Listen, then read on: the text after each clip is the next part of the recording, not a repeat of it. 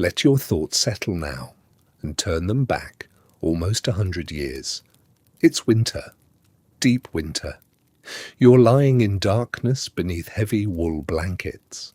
Outside your window, snow streams past in the glow of scattered station lights.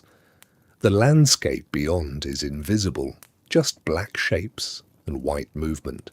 The air near the glass is cold enough to touch, but here, cocooned in wool, you're warm. The floor beneath you sways, gently, side to side. There's a rhythm to it, a pattern you can almost predict. Then a slight lurch, a correction. The steady pulse continues. This is a sleeping berth on an overnight train. The year is sometime in the 1920s. You are crossing America in the dark, through frozen plains or snow-covered mountains carried by steam and steel while you sleep.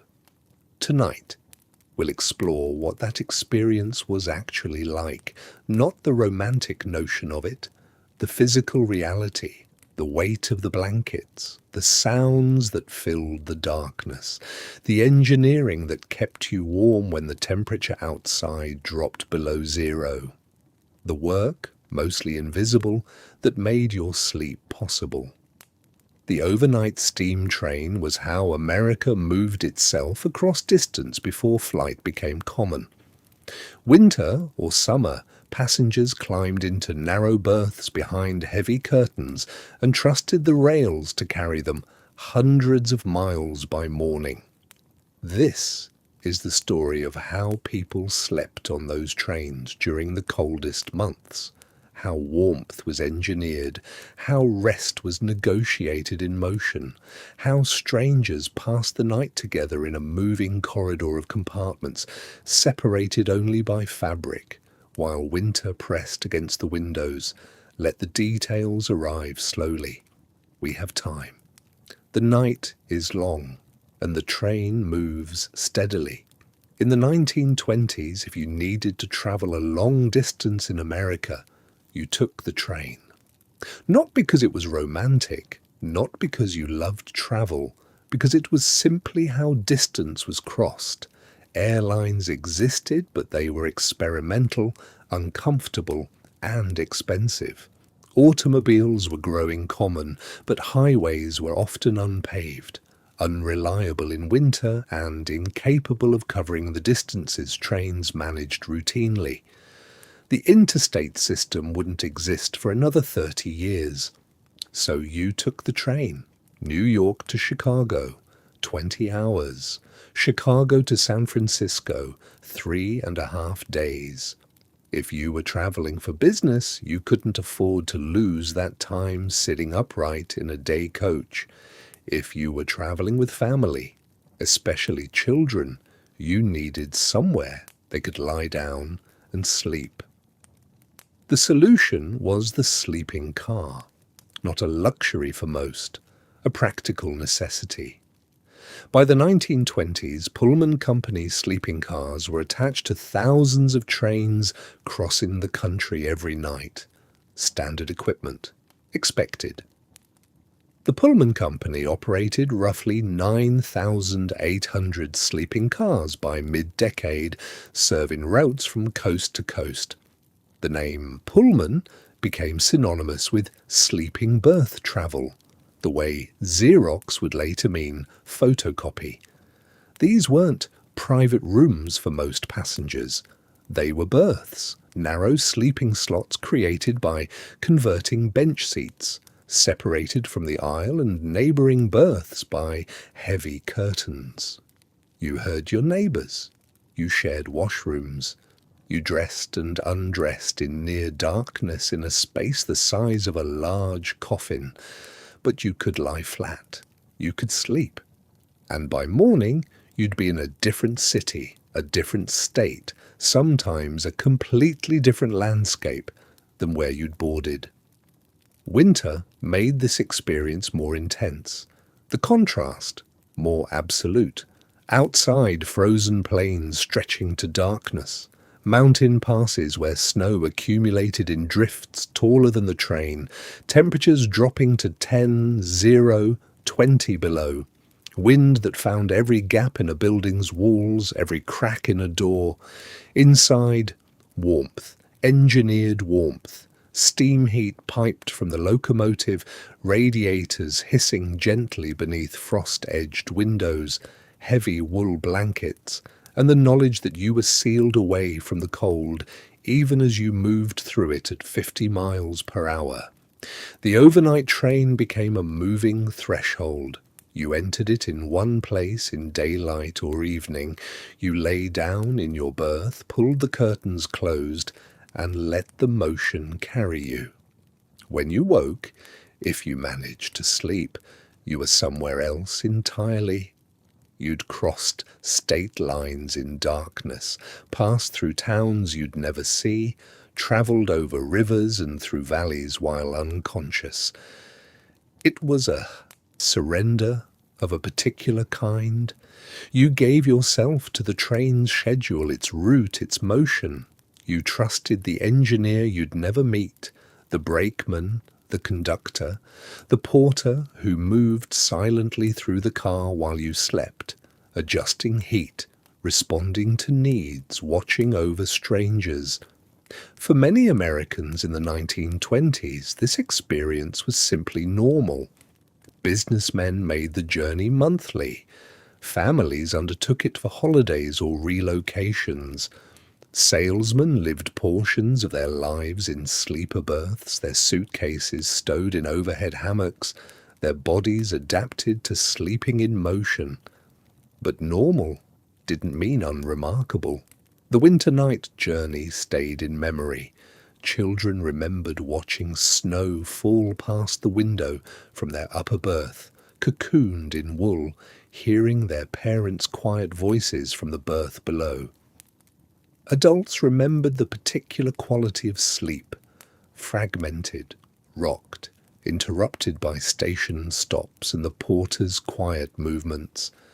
The elderly remembered the comfort of warmth while crossing landscapes that had once taken months by wagon, now traversed in a single night's rest. The overnight sleeper train was a technology of compression. It compressed distance, it compressed time. It allowed rest and travel to happen simultaneously, which felt, to many, like a small miracle. And in winter, when the world outside was hostile and the interior warmth felt even more precious, the experience took on an almost primal comfort. You were sheltered, you were moving, you were warm. The rails stretched ahead into darkness. The snow continued. The train carried you through. The first thing you'd notice entering a sleeping car on a winter night was the warmth. Not subtle warmth, immediate warmth, the kind that made your cold, stiffened fingers start to tingle. That fogged your glasses if you wore them. That carried the particular dry smell of steam heat and warm wood and wool upholstery. This warmth wasn't accidental. It was engineered, carefully, deliberately. The sleeping car was heated by steam piped directly from the locomotive. The same boiler that powered the engine also heated every passenger car attached behind it. Steam travelled through heavy pipes running the length of the train, beneath the floors, connecting each car in a continuous system. Inside your sleeping car, this steam-fed radiators mounted along the walls, typically positioned beneath the windows. These radiators looked similar to home radiators of the era, ribbed cast iron, substantial, designed to radiate heat into the space. They ran nearly the entire length of the car on both sides. The heat was adjustable, but not by passengers. The Pullman porter controlled the steam valves. Too much heat and the air became stifling, dry, uncomfortable. Passengers would wake with parched throats, headaches, irritable.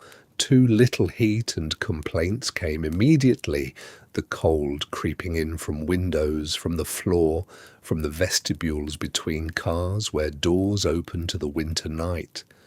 The porter walked a careful line. He'd adjust the valves based on outside temperature, on passenger complaints, on his own experience of how this particular car held heat. Some cars ran warmer than others, some had drafts. He knew them individually the way you know the quirks of your own house. The heating system made sound, a gentle hissing, the occasional clank of expanding metal, small knocks as steam moved through pipes. These sounds became part of the nighttime atmosphere, steady enough to fade into background, but present, always present. The construction of the car itself helped hold the heat. Sleeping cars were built heavy. Solid wood construction with cork insulation packed between inner and outer walls. The cork didn't conduct heat easily, which meant the warmth stayed inside, even as outside temperatures plunged. The cars weighed over 80 tons. This weight helped with more than just stability. Mass holds temperature. The car became a thermal mass itself, storing the warmth, releasing it slowly. Windows were double-paned, 2 layers of glass with an air gap between. This helped prevent frost formation on the interior pane, though it didn't eliminate it entirely. On the coldest nights, by morning, the windows nearest the berths often showed delicate frost patterns along the edges. Beautiful, cold, heavy curtains provided additional insulation. These weren't decorative, they were functional. Thick, plush fabric, often in deep green or burgundy, hung on brass rods along the windows. During the day, they could be tied back. At night, the porter drew them closed, creating another barrier between passengers and the glass and the winter. But the warmth wasn't uniform. Heat rises. This meant upper berths tended to be warmer than lower berths. Passengers in upper berths sometimes found the air too warm, almost stuffy, especially near the ceiling of the car. Lower berth passengers sometimes felt drafts, particularly if they were positioned near the doors at the ends of the car. The floor itself could be cold. Your feet, stepping from beneath wool blankets in the middle of the night, would meet a surface that reminded you the frozen ground was only inches below, separated by flooring and steel undercarriage and nothing else. Some passengers opened windows, even in winter.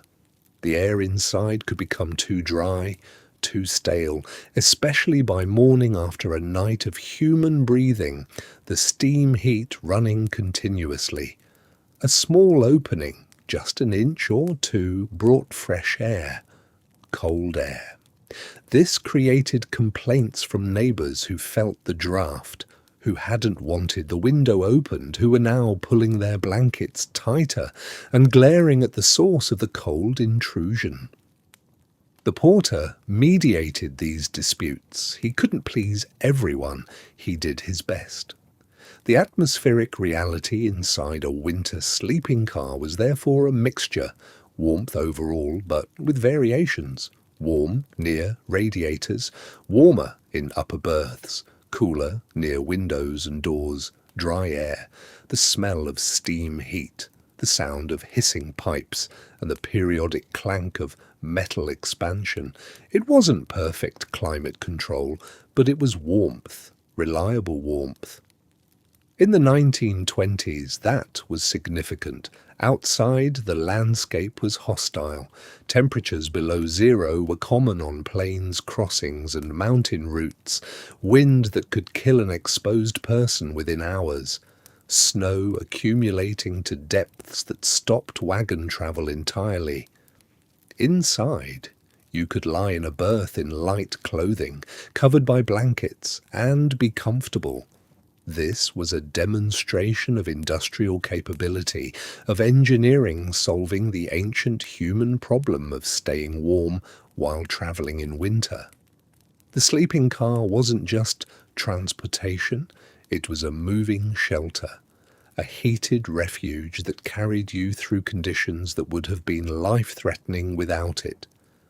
The locomotive, miles ahead at the front of the train, was doing two jobs simultaneously, pulling and heating. Its boiler worked constantly. Coal fed into flames, water turned to steam. That steam powered pistons that turned wheels that pulled the entire train forward. And that same steam, before it was exhausted, travelled backward through pipes to keep hundreds of people warm. You lay in your berth, warm under wool, and you were directly connected to that fire, to that boiler, to the labour of the fireman who shovelled coal through the night, to the engineer who monitored pressure and speed, to the system that made it all possible. The warmth was never separate from the journey. It was part of the same mechanism that moved you across winter.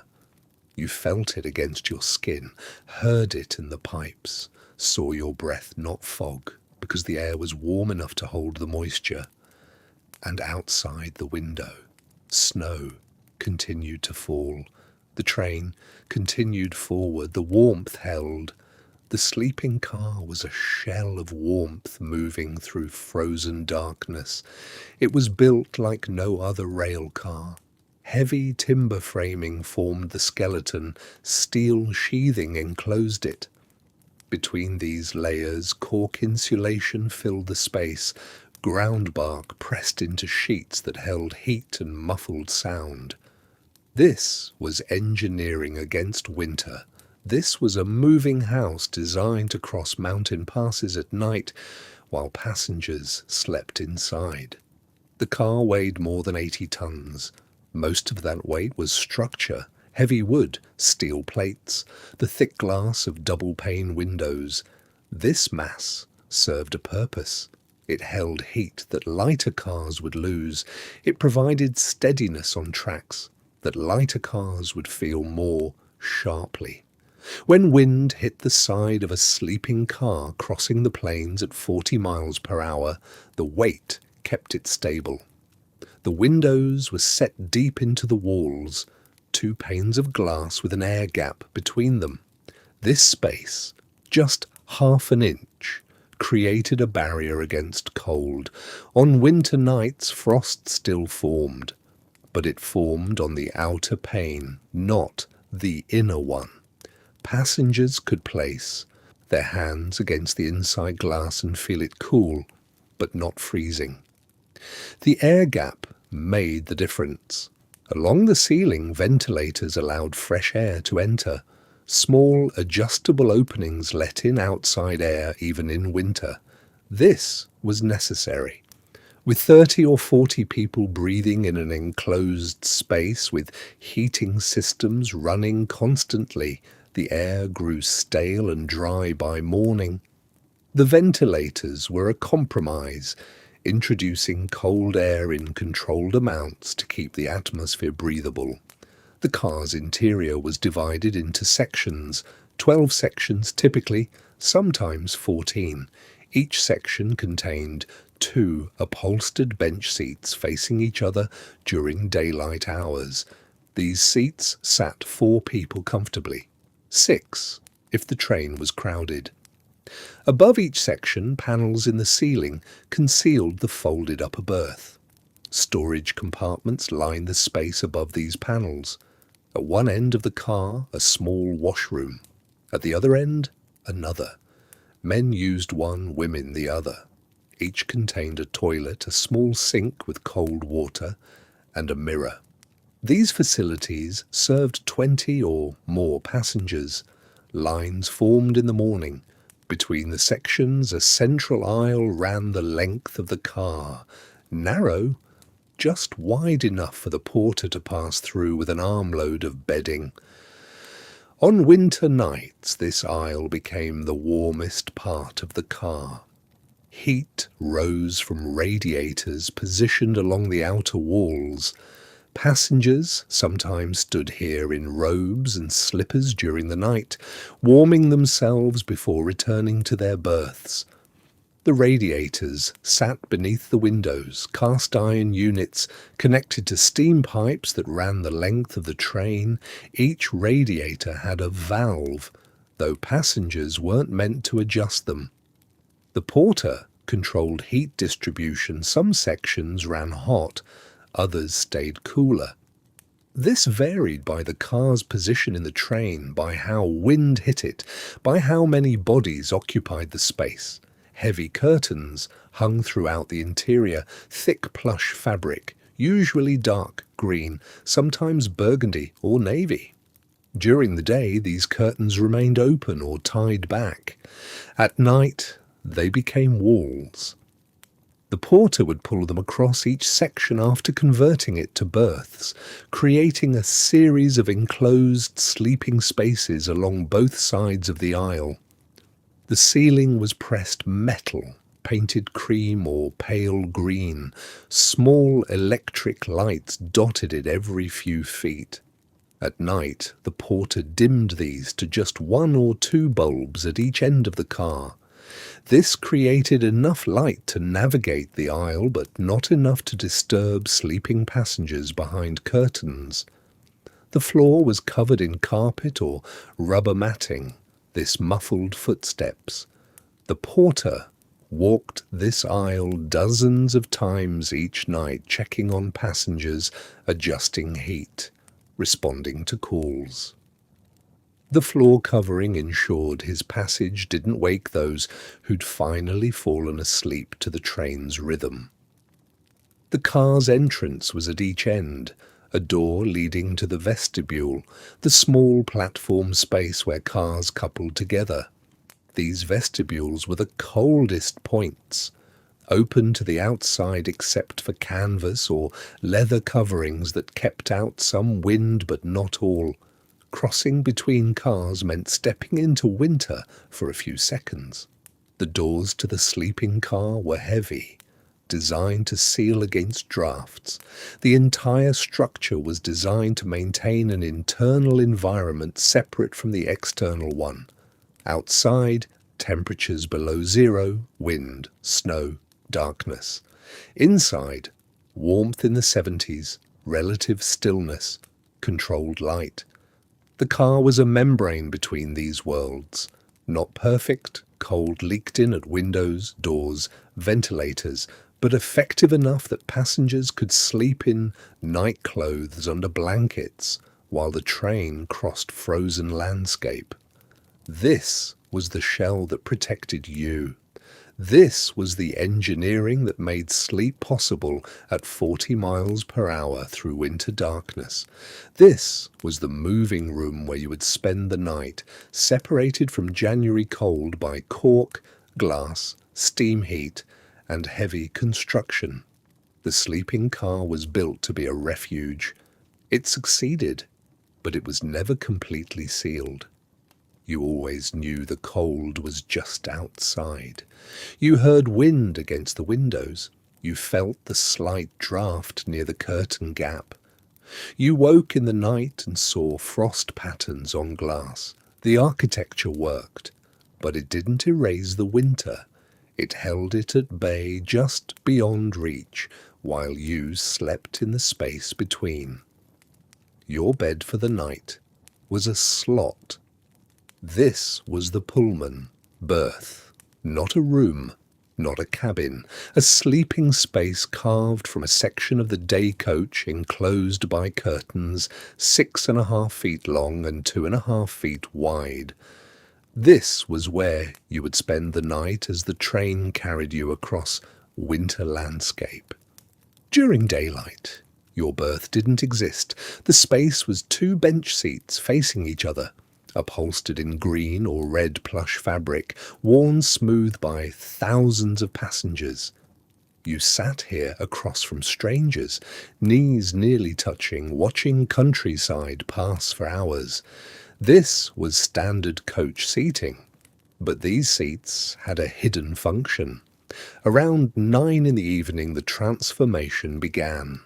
The porter arrived at your section with bedding stacked in his arms, white sheets, a pillow, wool blankets folded in a thick bundle. He asked you to move to another seat or step into the aisle. Then he began the conversion. First, he removed the seat backs. These weren't fixed. They lifted away to reveal the seats were actually padded boards on frames. He pulled the two facing seats together. They met in the middle, forming a flat surface. Not quite level, there was always a slight gap where they joined, but adequate for sleeping. He laid the mattress across this surface, a thin cotton mattress, perhaps 3 inches thick, filled with horsehair or cotton batting. Not luxurious, but softer than the seat boards beneath it. The mattress was exactly the width of the joined seats and fit tightly. Then the sheets, crisp white cotton, changed for each passenger. He tucked them around the mattress with practiced efficiency. The pillow went at the window end, then the blankets, 2 heavy wool blankets, sometimes 3, on winter runs. These blankets weighed several pounds each, dark grey or tan, woven tight, marked with the Pullman company name. This was the lower berth, the one most passengers preferred. Above this, the upper berth waited. During the day it was invisible, folded against the ceiling, concealed behind a panel. Now the porter released the latches. The entire upper berth section hinged downward. It descended on chains, a hinged shelf that locked into position about 4 feet above the lower berth. The upper berth was narrower, perhaps 2 feet wide, also shorter, just 6 feet long. It had its own mattress, sheets, pillow, blankets, but the space felt more confined. You couldn't sit up without hitting your head on the ceiling. You entered by climbing. Some cars had a small ladder, others required you to step on the armrest of a seat and pull yourself up. Once both berths were made, the porter pulled the curtains. Heavy green fabric curtains that hung from a track on the ceiling. They extended from the ceiling all the way to the floor, creating a complete enclosure. 2 curtain panels per section, meeting in the middle with enough overlap that light from the aisle didn't penetrate. Inside this enclosed space you had a few amenities. A small hammock net attached to the wall held personal items, your watch, your glasses, a book. The net was canvas or string mesh, hung at shoulder height in the lower berth, at face height in the upper. A reading lamp was mounted on the wall, a single small bulb in a metal shade. It provided enough light to read by if you were determined. Most passengers used it only for a few minutes to prepare for sleep, to check the time, to find something in their luggage. The window was at your head in the lower berth. Double pane glass with the shade pulled down or left up as you preferred. On winter nights, most passengers lowered the shade, but some left it raised to watch the darkness pass, to see snow falling through distant lights, to see the frosted patterns forming on the outer glass. The upper berth had no window. Its occupant looked at the ceiling, pressed metal, painted cream, inches from their face, or at the curtain to their side, or at nothing, in darkness, listening to the sounds of the train and the breathing of the person in the lower berth below them. The berth was claustrophobic. There was no denying this, the upper berth especially. You couldn't move freely. You couldn't sit up. You lay in position and stayed there. Changing your clothes required careful contortion. You learned to undress lying down, pulling night clothes on while horizontal, shoving daywear into the hammock net. But the berth was also intimate, cosy. Some passengers loved it, children especially. The enclosed feeling was comforting. The weight of the wool blankets pressing down, the slight sway of the train rocking you, the privacy of the curtain between you and the rest of the car. You could hear everything. The curtain blocked sight but not sound, snoring from the section across the aisle, coughing from somewhere down the car, whispered conversations, a baby crying, the rustle of someone adjusting their blankets, the sound of the porter's footsteps in the aisle, the soft pad of his shoes on carpet. You could also hear the train itself more clearly here, the rhythmic clack of wheels over rail joints. The vibration travelled through the mattress, through the pillow. Some passengers found this rhythm soothing, others fought against it all night. Your body either surrendered to the motion or resisted it. The temperature in your berth depended on its location. Sections near the radiators ran warmer. Sections at the ends of the car, near the doors to the vestibules, felt cooler. Upper berths were generally warmer than lower ones. Heat rose. But lower berths had the window which could radiate cold, despite the double panes. On extremely cold nights, frost formed on the inside edge of the window frame. You could see it in the dim light from the aisle when the curtain shifted. White crystals spreading across metal. The air near the window felt noticeably cooler. Passengers often positioned themselves with their heads away from the window, feet toward it, seeking the warmth of the radiator at the opposite end. The berth smelled of wool and starch and steam heat. The blankets carried the scent of many washings. The sheets smelled clean but industrial. The air was dry. By morning your throat felt parched. Water was available from the porter, but you had to emerge from your berth and find him in the darkness. This was your space for the night. This was your bed on the moving train.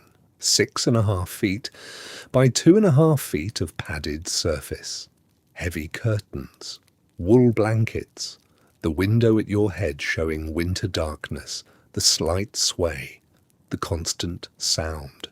Some passengers climbed into their berth at 9:30 and slept until dawn. Others lay awake for hours, adjusting blankets, shifting position, listening to the night train carry them forward through the cold.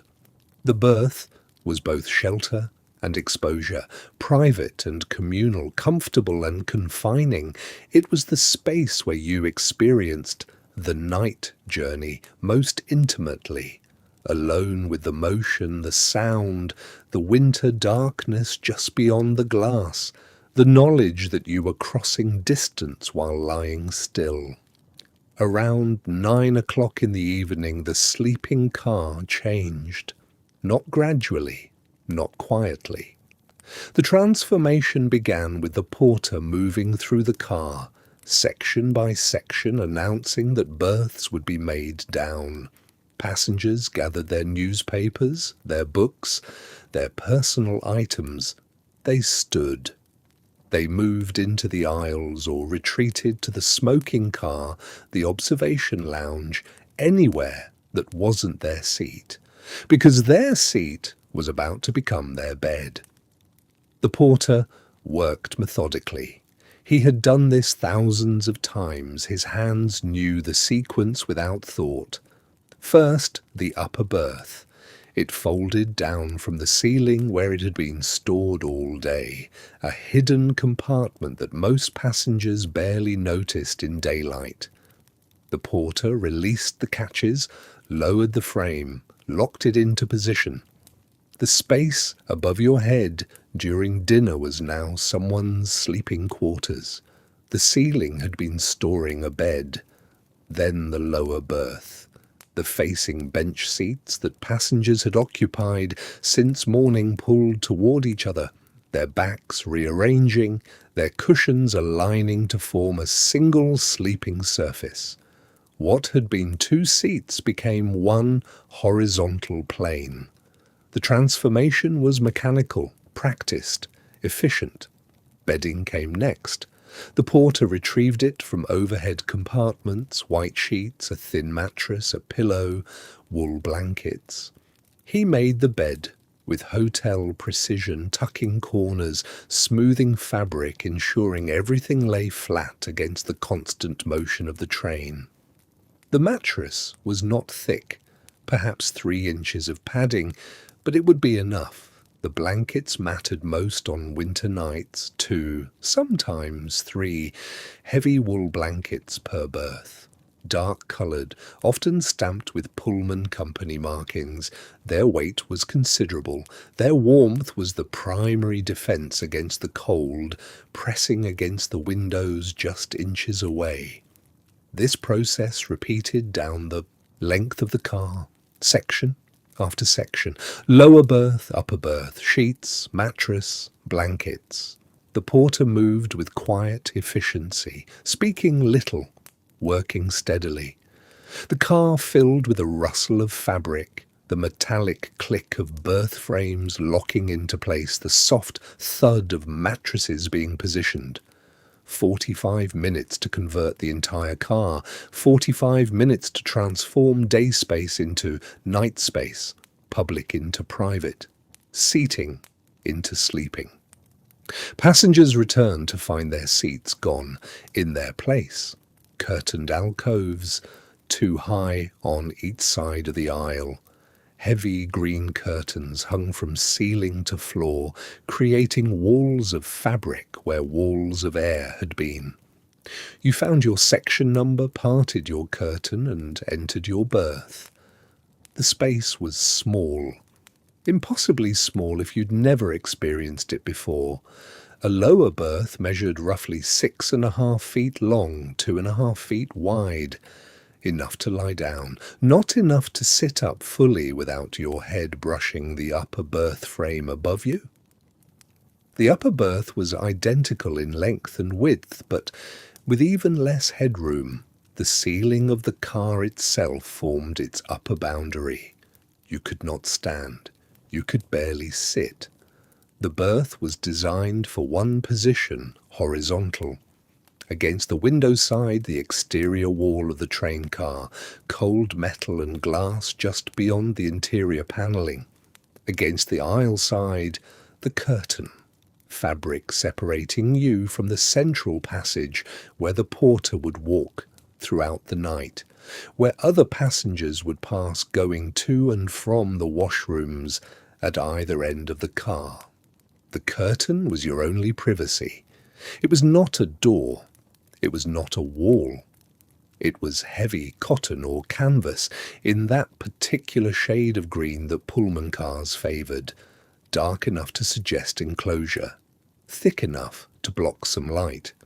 You fastened it from inside with metal clips, but it could not be locked. The porter could part it at any time.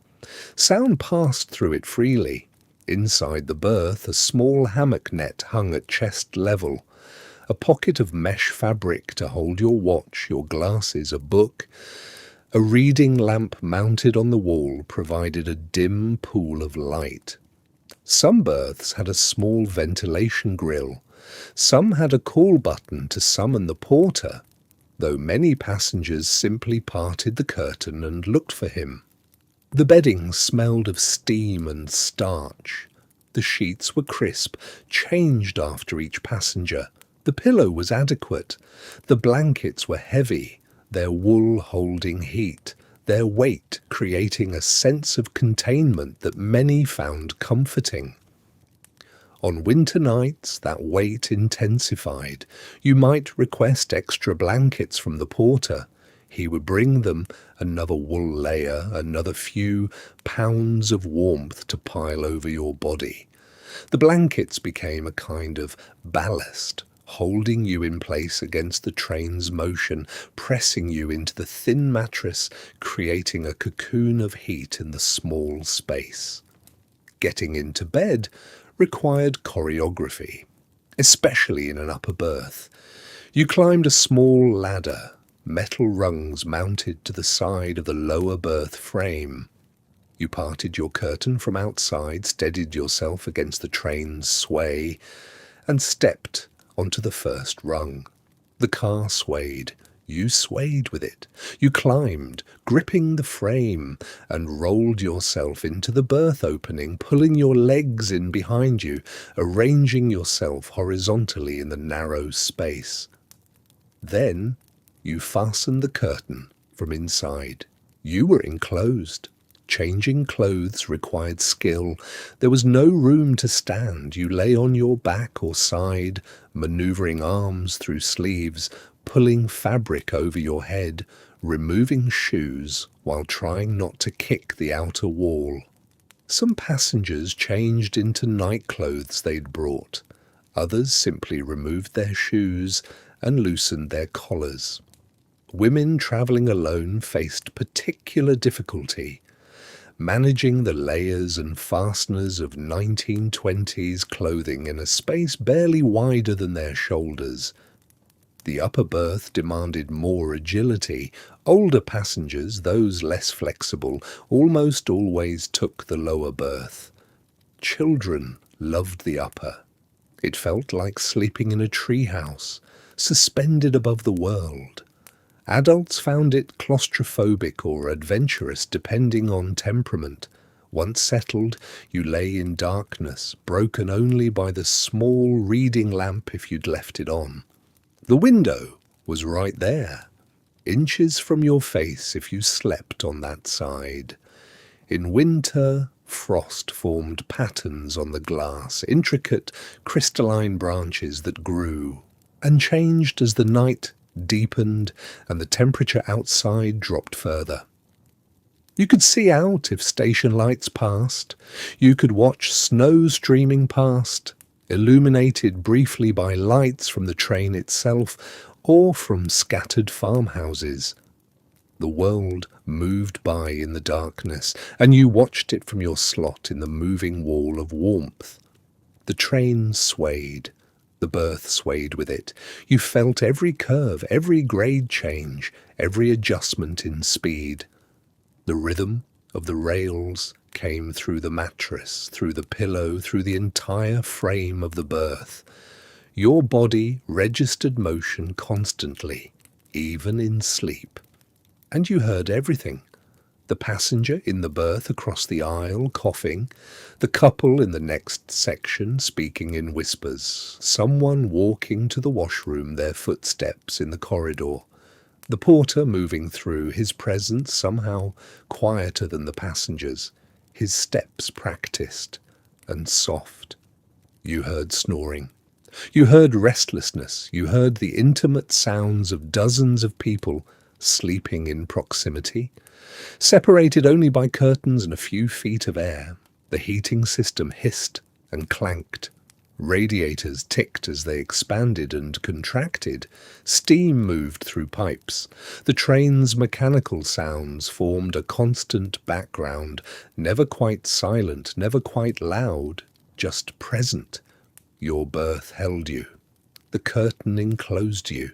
The blankets weighed you down. The frost patterns grew on the window. Outside, winter continued. Miles of it, states of it, darkness and cold extending in all directions. Inside, you had this small, warm slot, this padded box, this suspended moment between departure and arrival. The berth was yours for the night. In the morning it would convert back to a seat. But for now, for these hours of darkness, it held you, moving through the frozen landscape, carrying you toward morning. The space defined everything, 6.5 feet long, 2.5 feet wide, perhaps 2 feet of clearance above your body when lying flat in a lower berth, less in an upper. The dimensions were fixed, unchangeable, absolute. Your body had to arrange itself within them. This was not a room. It was not even a cabin. It was a slot, a horizontal space carved from the interior of a moving train car, padded and curtained, warmed by proximity to radiators in the car's heating system. You occupied it. You did not inhabit it. The mattress beneath you was thin. You felt the bedboard under it, wooden slats supporting the whole arrangement. When the train swayed, you felt the structure flex slightly. When it hit rough track, the vibration came through unfiltered. The mattress provided a layer between you and the mechanics of rail travel, but not isolation from them.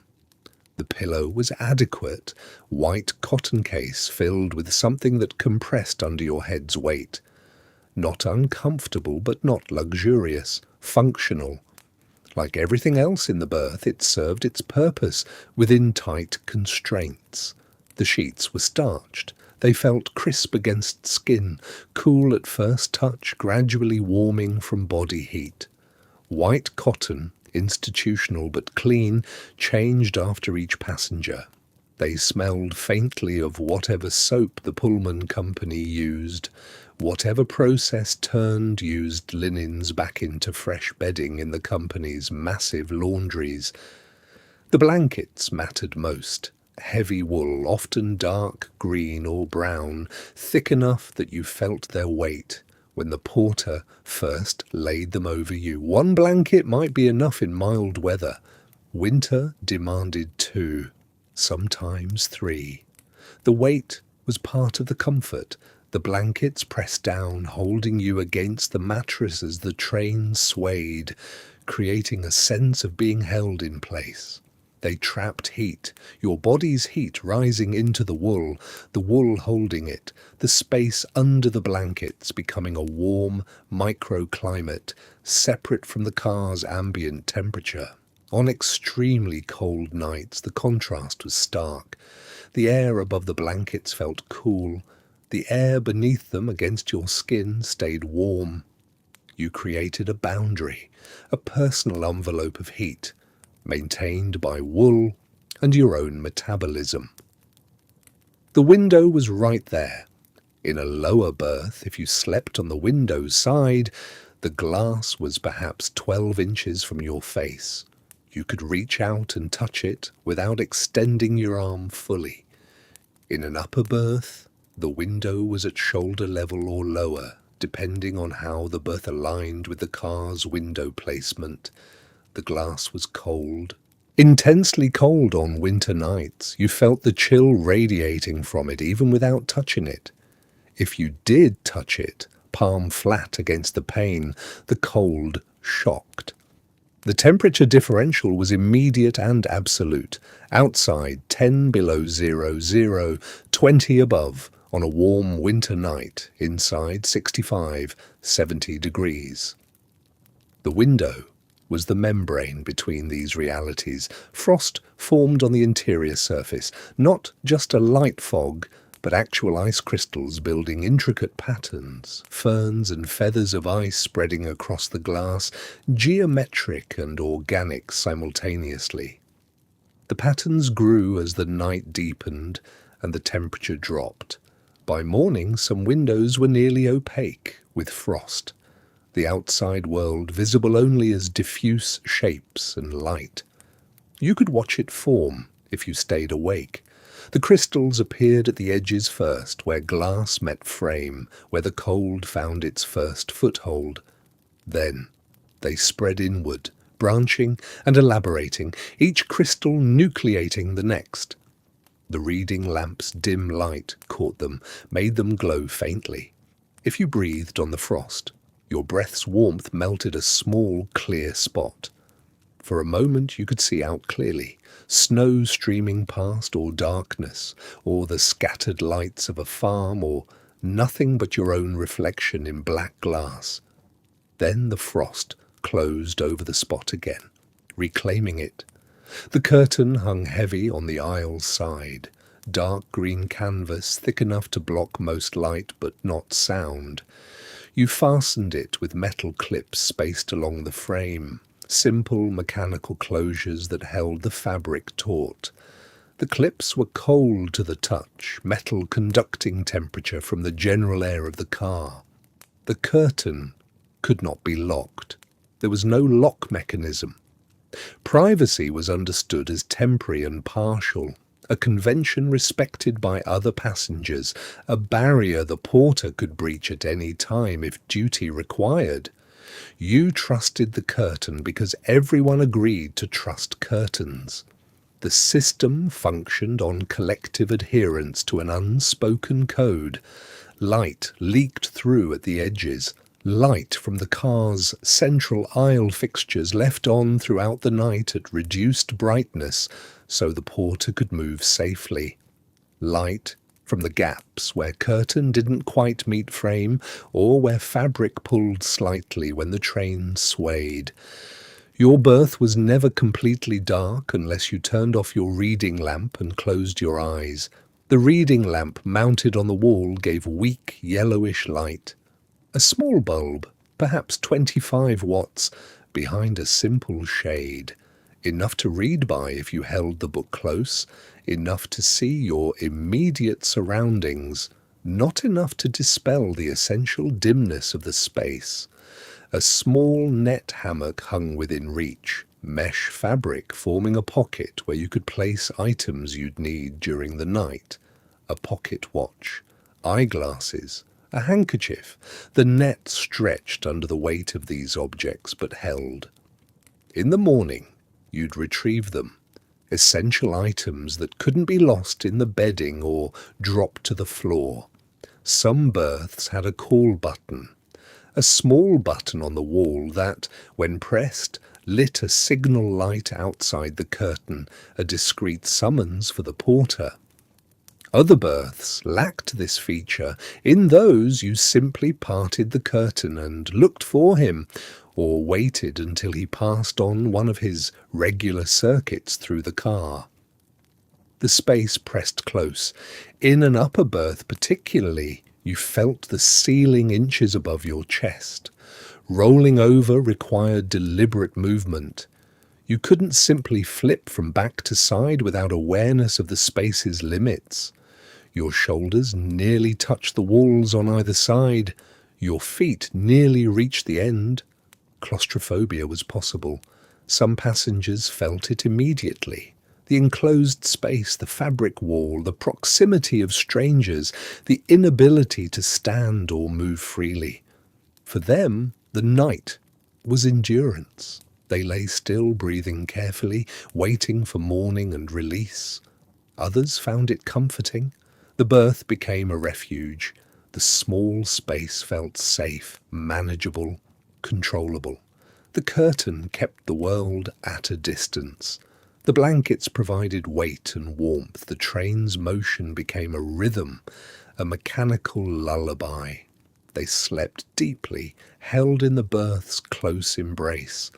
Dressing or undressing demanded strategy. You could not stand, you could not fully sit in an upper berth. Everything had to be accomplished lying down or in an awkward half-crouch. Shoes came off first, loosened and removed while sitting on the berth's edge before fully entering, or wrestled off while lying on your back, knees bent. You placed them carefully, usually at the foot of the berth or on the floor below if you occupied the upper. Outer garments next, a coat, a jacket, a vest. Each piece removed while manoeuvring in the confined space, pulled over your head or shrugged off shoulders while lying on your side. The removed clothing had to go somewhere. Some passengers folded items and used them as an extra pillow.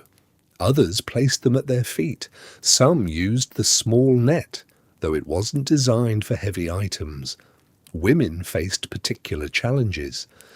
The layers of 1920s, women's clothing, dresses with buttons up the back, undergarments with hooks and fasteners required contortion to remove in a space where you couldn't stand or turn easily. Many women changed into nightgowns brought from home. The process took time and flexibility. Some simply removed their shoes and outer layer, sleeping in their day clothes rather than struggle with full undressing. Men often loosened collar and tie, removed jacket and vest, but kept trousers and shirt on. or changed into pyjamas if they'd brought them.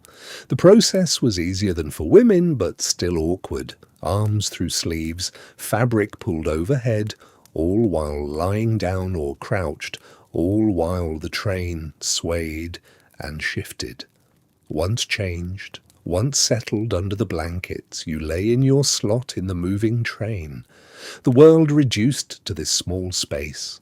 The frost patterns on the window, the curtain's heavy drape, the blanket's weight, the mattress beneath you, the constant, subtle motion. You felt the train's speed in your body, every curve translated into sideways pressure, every grade change, the beginning of a climb, the levelling at a summit, the descent on the far side, registered as shift in orientation in the pull of gravity. Your inner ear constantly recalibrated, processing motion even in sleep. The temperature varied within the berth, near the window cooler, the cold radiating from the glass despite the car's heating. Near the aisle warmer, closer to the radiators. If you slept on the window side, you felt the difference. Your face toward the cold glass, your back toward the warmer interior. You adjusted the blankets accordingly, perhaps pulled them higher, perhaps shifted your position. The sounds came through the curtain without barrier. Snoring from nearby berths, coughing, the rustle of someone changing position, whispered conversations between couples occupying upper and lower berths in the same section, the footsteps of passengers moving to the washroom, the porter's quieter footsteps, his occasional low-voiced response to a passenger's request, the heating system's sounds, hissing steam, ticking radiators, the occasional clank of pipes expanding and contracting, the train's mechanical symphony, wheels on rails, the rhythm slightly different when crossing switches or bridges, the squeal of brakes at stations, the chuff of the locomotive somewhere far ahead. You lay in this, surrounded by sound, by motion, by the presence of others, separated only by fabric and a few feet of space. Private and utterly public simultaneously, alone in your berth, aware of dozens of others in theirs. The winter night continued outside. Snow fell, or the stars shone cold and clear. The landscape rolled past, fields, forests, towns, all of it frozen, most of it dark. The train carried you through it, and you lay in your small warm slot, heavy blankets holding you down, frost growing on the window, sleep coming or not coming, the miles accumulating. Someone was always awake. While passengers slept behind green curtains, while the train moved through frozen darkness, while snow collected on vestibule platforms between cars, one man remained vigilant. The Pullman porter, moving quietly through the swaying car, watching, listening, ready. This was the human center of the sleeping car experience. In the 1920s, Pullman porters were almost exclusively African-American men. This began as George Pullman's deliberate policy after the Civil War. He hired formerly enslaved men, then continued the practice for decades. By the 20s, it had become established practice. Porter positions were filled by black men. Conductor positions were filled by white men. The division was absolute. Within black communities, porter jobs held contradictory meaning. They offered stable employment when few options existed. They paid wages that could support families. They provided travel, uniforms, a kind of professional status. Fathers spoke with pride about their porter work. Sons aspired to it. But the reality was more complicated. Many porters were educated men, high school graduates. Some had attended college. They possessed skills and intelligence that could have led to professional careers in medicine, education, business. Racial barriers closed those paths. The sleeping car became their workplace instead. The work demanded everything. Porters worked shifts that stretched beyond normal human endurance. 400 hours per month was common. Some months reached 450. This meant roughly 11,000 miles of travel. Days and nights blurred together. Home became a memory between runs. The mathematics of survival were harsh. Base salary was minimal. Tips provided the actual income. A porter's livelihood depended on passenger satisfaction, passenger generosity, passenger mood. Every interaction mattered. Every service needed to be perfect. Winter made everything harder. When temperatures dropped below zero, the porter's duties multiplied. The heating system required constant attention. Radiators needed adjustment. Passengers complained of cold near windows, heat too intense near pipes. Each complaint required response. The porter moved through the car, testing temperatures, turning valves, explaining the system's limitations. Call buttons rang throughout the night. A passenger needed water. Another wanted extra blankets. Someone couldn't sleep and requested aspirin. A child was crying. An elderly woman needed help reaching the washroom. Each bell meant the porter rose from his seat, if he'd been sitting at all, and moved through the darkened car to provide assistance. The timing of stops added complexity. Passengers had requested wake-ups at specific stations. A businessman needed to disembark at 2 a.m. in Cheyenne. A family had to change trains at 4 a.m. in Omaha. The porter tracked every request, set internal alarms, woke the right person at the right moment in the right city, even when that city appeared identical in frozen darkness to a dozen others. Snow created additional work. Ice built up on vestibule platforms. Doors between cars needed checking. The porter moved through connecting passages, clearing accumulation, ensuring safe passage. Cold air rushed in with each opening. The work couldn't wait until morning. Sleep became a luxury porters rarely afforded themselves.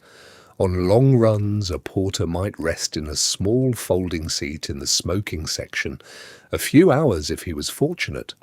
Often he remained awake the entire journey, 20 hours, 30, however long the run lasted. Passengers paid for comfort and safety. Someone had to remain vigilant. The porter learned to move through swaying cars without stumbling, to carry water glasses without spilling, to appear instantly alert when a passenger called, even if he'd been awake for 18 hours. These were acquired skills. The railroad didn't train men formally. Experienced porters taught new ones. Knowledge passed quietly between shifts. Memory became essential. The porter learned passenger names or appeared to.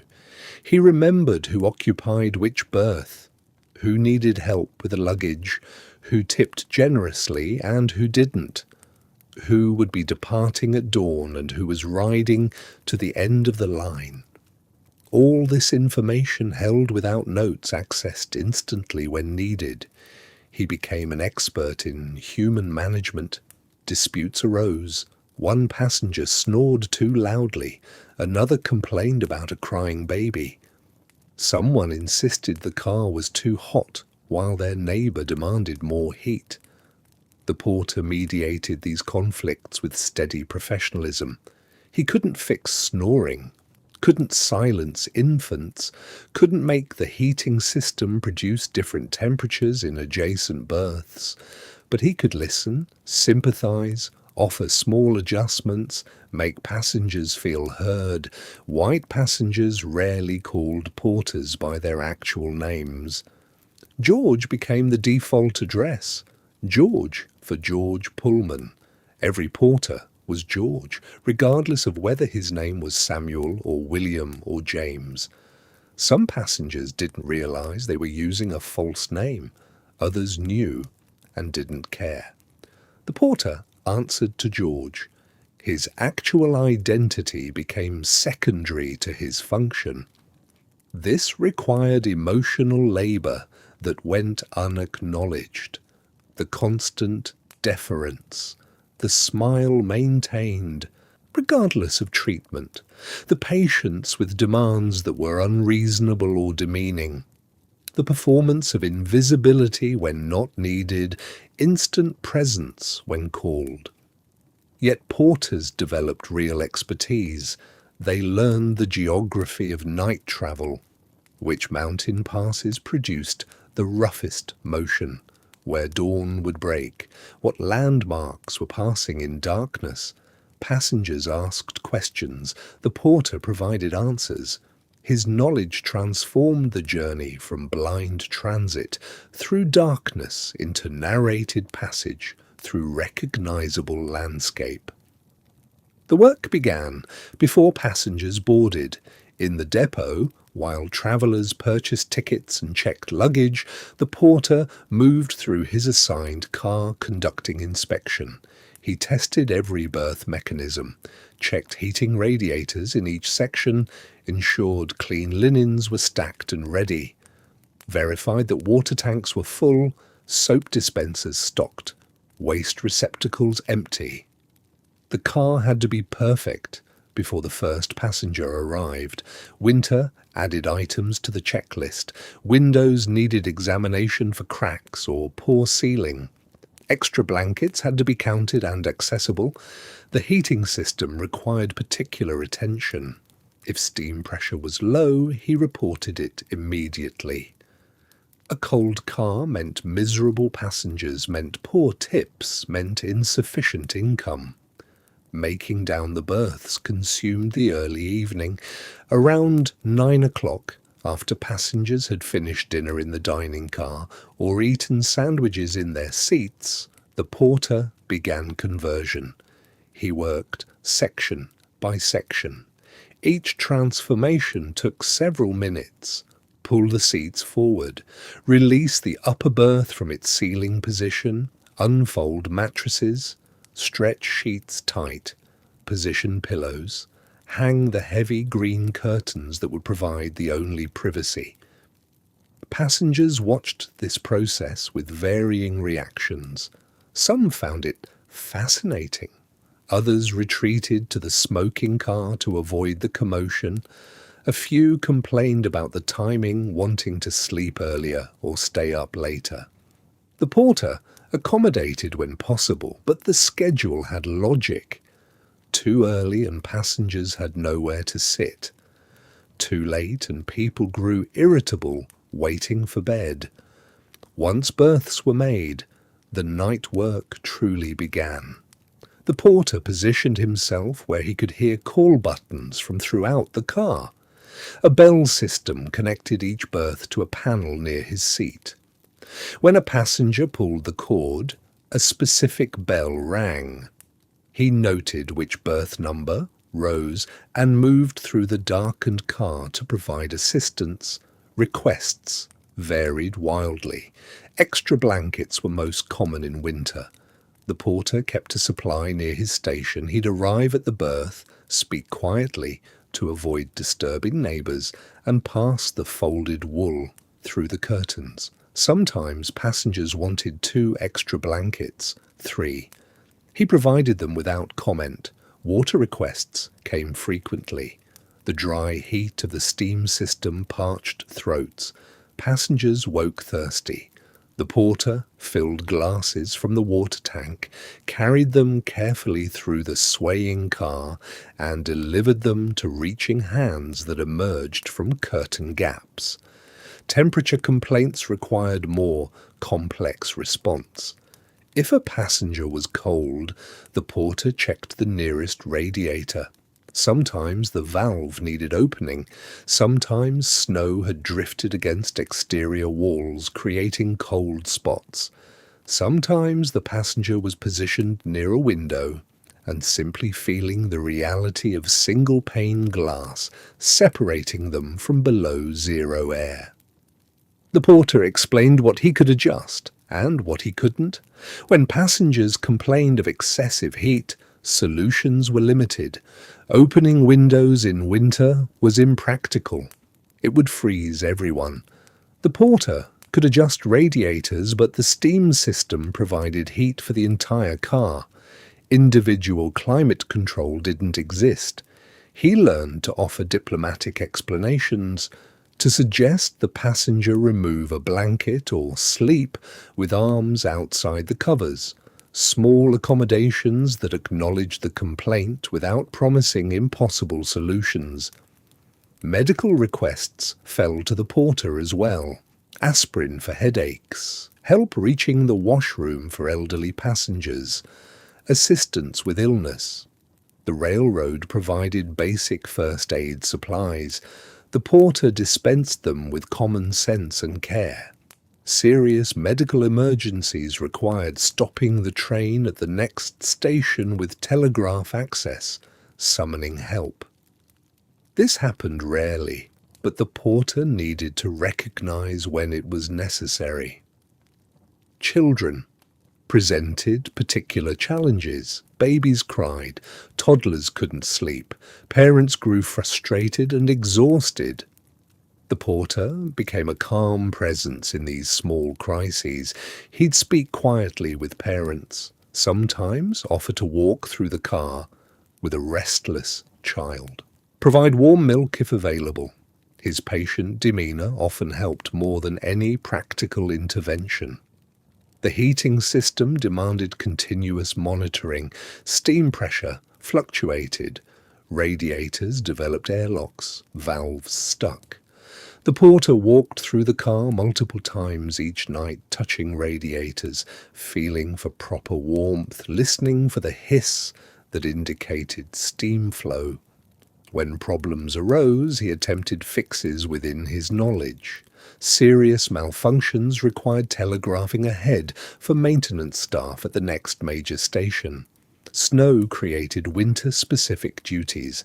The vestibule platforms between cars, open-air passages with folding metal plates, accumulated snow and ice. If build-up became severe, the plates might not align properly. Passengers could stumble. The gap could widen dangerously. Every few hours the porter moved through these exposed passages, sweeping snow clear, checking that everything remained secure. Cold affected the water system. Pipes could freeze in extreme temperatures despite insulation. The porter monitored taps in washrooms. If flow slowed, he knew freezing had begun. Hot water might need to be poured over exterior pipes. Valves might need draining to prevent burst pipes. This knowledge came from experience, from having seen what happened when prevention failed. Station stops punctuated the night. The train slowed. Platform lights appeared in darkness. The porter checked his list of passengers departing here. He moved their berths, tapped the curtain gently, spoke their name quietly. Time to wake. Your stop is arriving. He helped them dress if needed, retrieved their luggage, assisted them to the door. At 2 a.m. in a frozen Wyoming town, this meant guiding a half-asleep passenger off the train into 20 below darkness, making sure they reached the platform safely.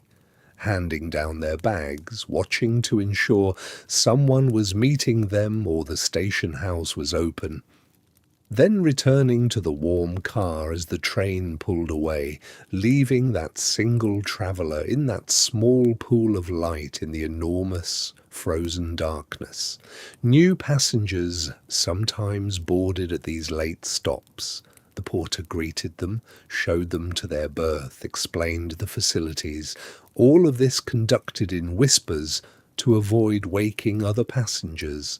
The train began moving again. The new passenger settled into their curtained slot. The night continued. Between calls, the porter tried to rest. His seat was a fold-down bench in the smoking section or a small chair near his station. Not a berth, not horizontal rest.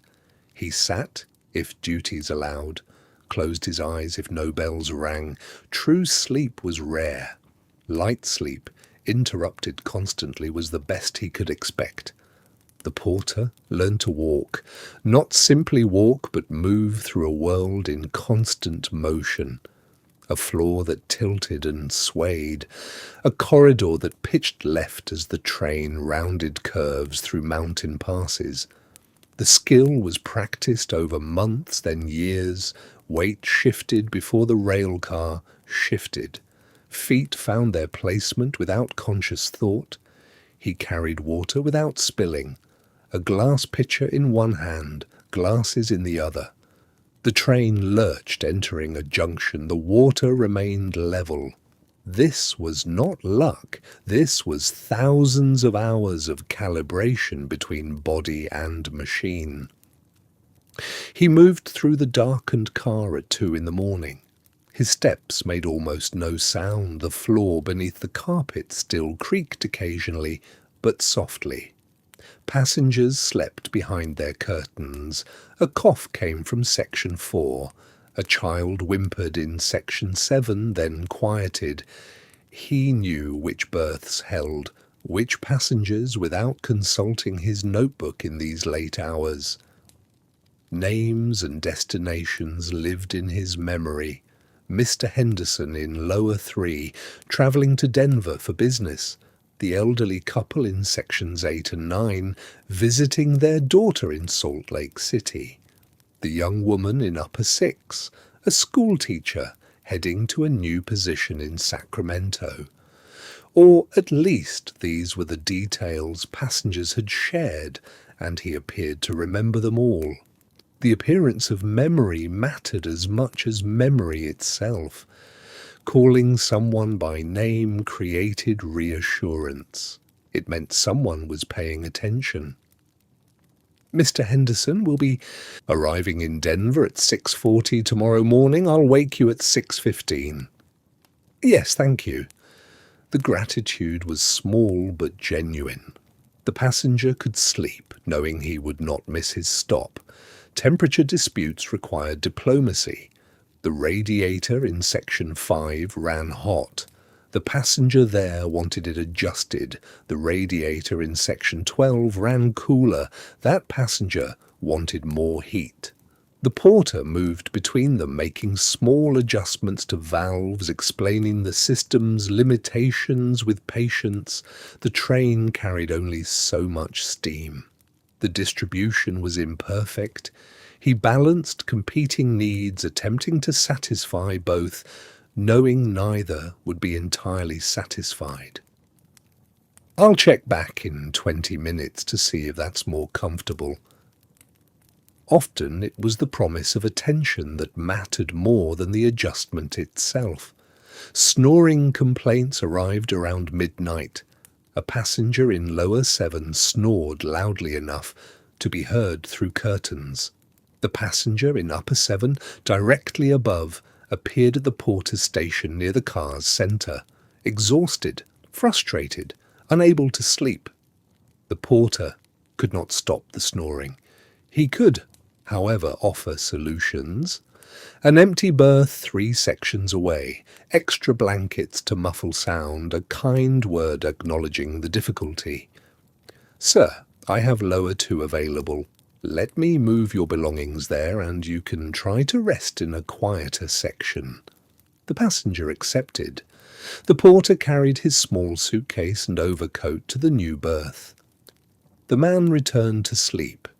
This was problem-solving with the materials at hand. Landmarks passed in darkness. Experienced porters knew the route intimately. They knew when the train crossed the Continental Divide, though nothing outside the frost-covered windows revealed it at 3 a.m. They knew the names of the small towns where the train stopped for 2 minutes, stations whose signs were barely visible under weak platform lights. They knew how long each segment took and could estimate arrival times, even when delays occurred. A passenger, unable to sleep, might ask, "Where are we now?" We've just passed through Laramie, ma'am. We're crossing Wyoming. Should reach Rawlins in about 40 minutes. The information created orientation. It transformed the darkness outside from void into geography. The passenger returned to her berth slightly more settled. The professional demeanor was cultivated deliberately. Voice kept low and calm, movements efficient but unhurried, responses patient regardless of how many times the same question was asked. This demeanor reassured anxious travelers, those making their first overnight journey, those nervous about connections, those simply uneasy about sleeping while hurtling through frozen darkness at 50 miles per hour. The porter's presence meant someone was watching, someone awake while you slept, someone monitoring the heating system, the car's mechanical systems, the passenger's needs. Someone who would notice if something went wrong. This invisible vigilance allowed passengers to surrender to sleep. The train might travel through wilderness, through mountain passes where snow fell heavily, through the vast emptiness of plain states in winter. But inside the warm car, someone was watching over things. Children sometimes woke frightened. The motion disoriented them. The darkness and strange sounds. The enclosed berth felt confusing in the middle of the night. A small face appeared through curtains, uncertain. The porter spoke quietly, kindly, explained where they were, offered a drink of water, waited until the child felt calm enough to return to sleep. Parents also woke and saw this and felt grateful. The job required reading people. Some passengers wanted conversation, others wanted to be left entirely alone. Some needed reassurance about connections they would make in cities 8 hours away. Others simply needed their space to feel controlled. Berth curtains adjusted precisely, reading lamp angled correctly, belongings arranged within reach. The porter learned to distinguish these needs quickly and respond accordingly. Disputes were diffused quietly. Two passengers arguing in low, tense voices near the washroom at the car's end. A misunderstanding about whose turn it was, or some other friction born of fatigue and close quarters. The porter appeared. His presence alone often calmed the situation. If not, a few soft words, a suggestion, a slight intervention that allowed both parties to step back without losing face. The disagreement dissolved. The car remained peaceful. He provided information constantly. The dining car opens at 6:30 for breakfast. Your connection in Chicago will be on track 14. I'll make sure you're awake with enough time. We're running about 20 minutes behind schedule due to snow in the passes, but we should make that up on the plains. There's a snowstorm moving through, but the train handles it fine. We'll keep moving. Each answer to each question built the passenger's confidence that the journey was under control. The expertise was quiet because it had to be. The job required near invisibility when not directly needed. Passengers did not want to feel constantly watched or attended. They wanted privacy. But they also wanted immediate response when they pulled the call button or appeared at their curtain. The porter balanced these opposing needs, present but unobtrusive, attentive but not intrusive.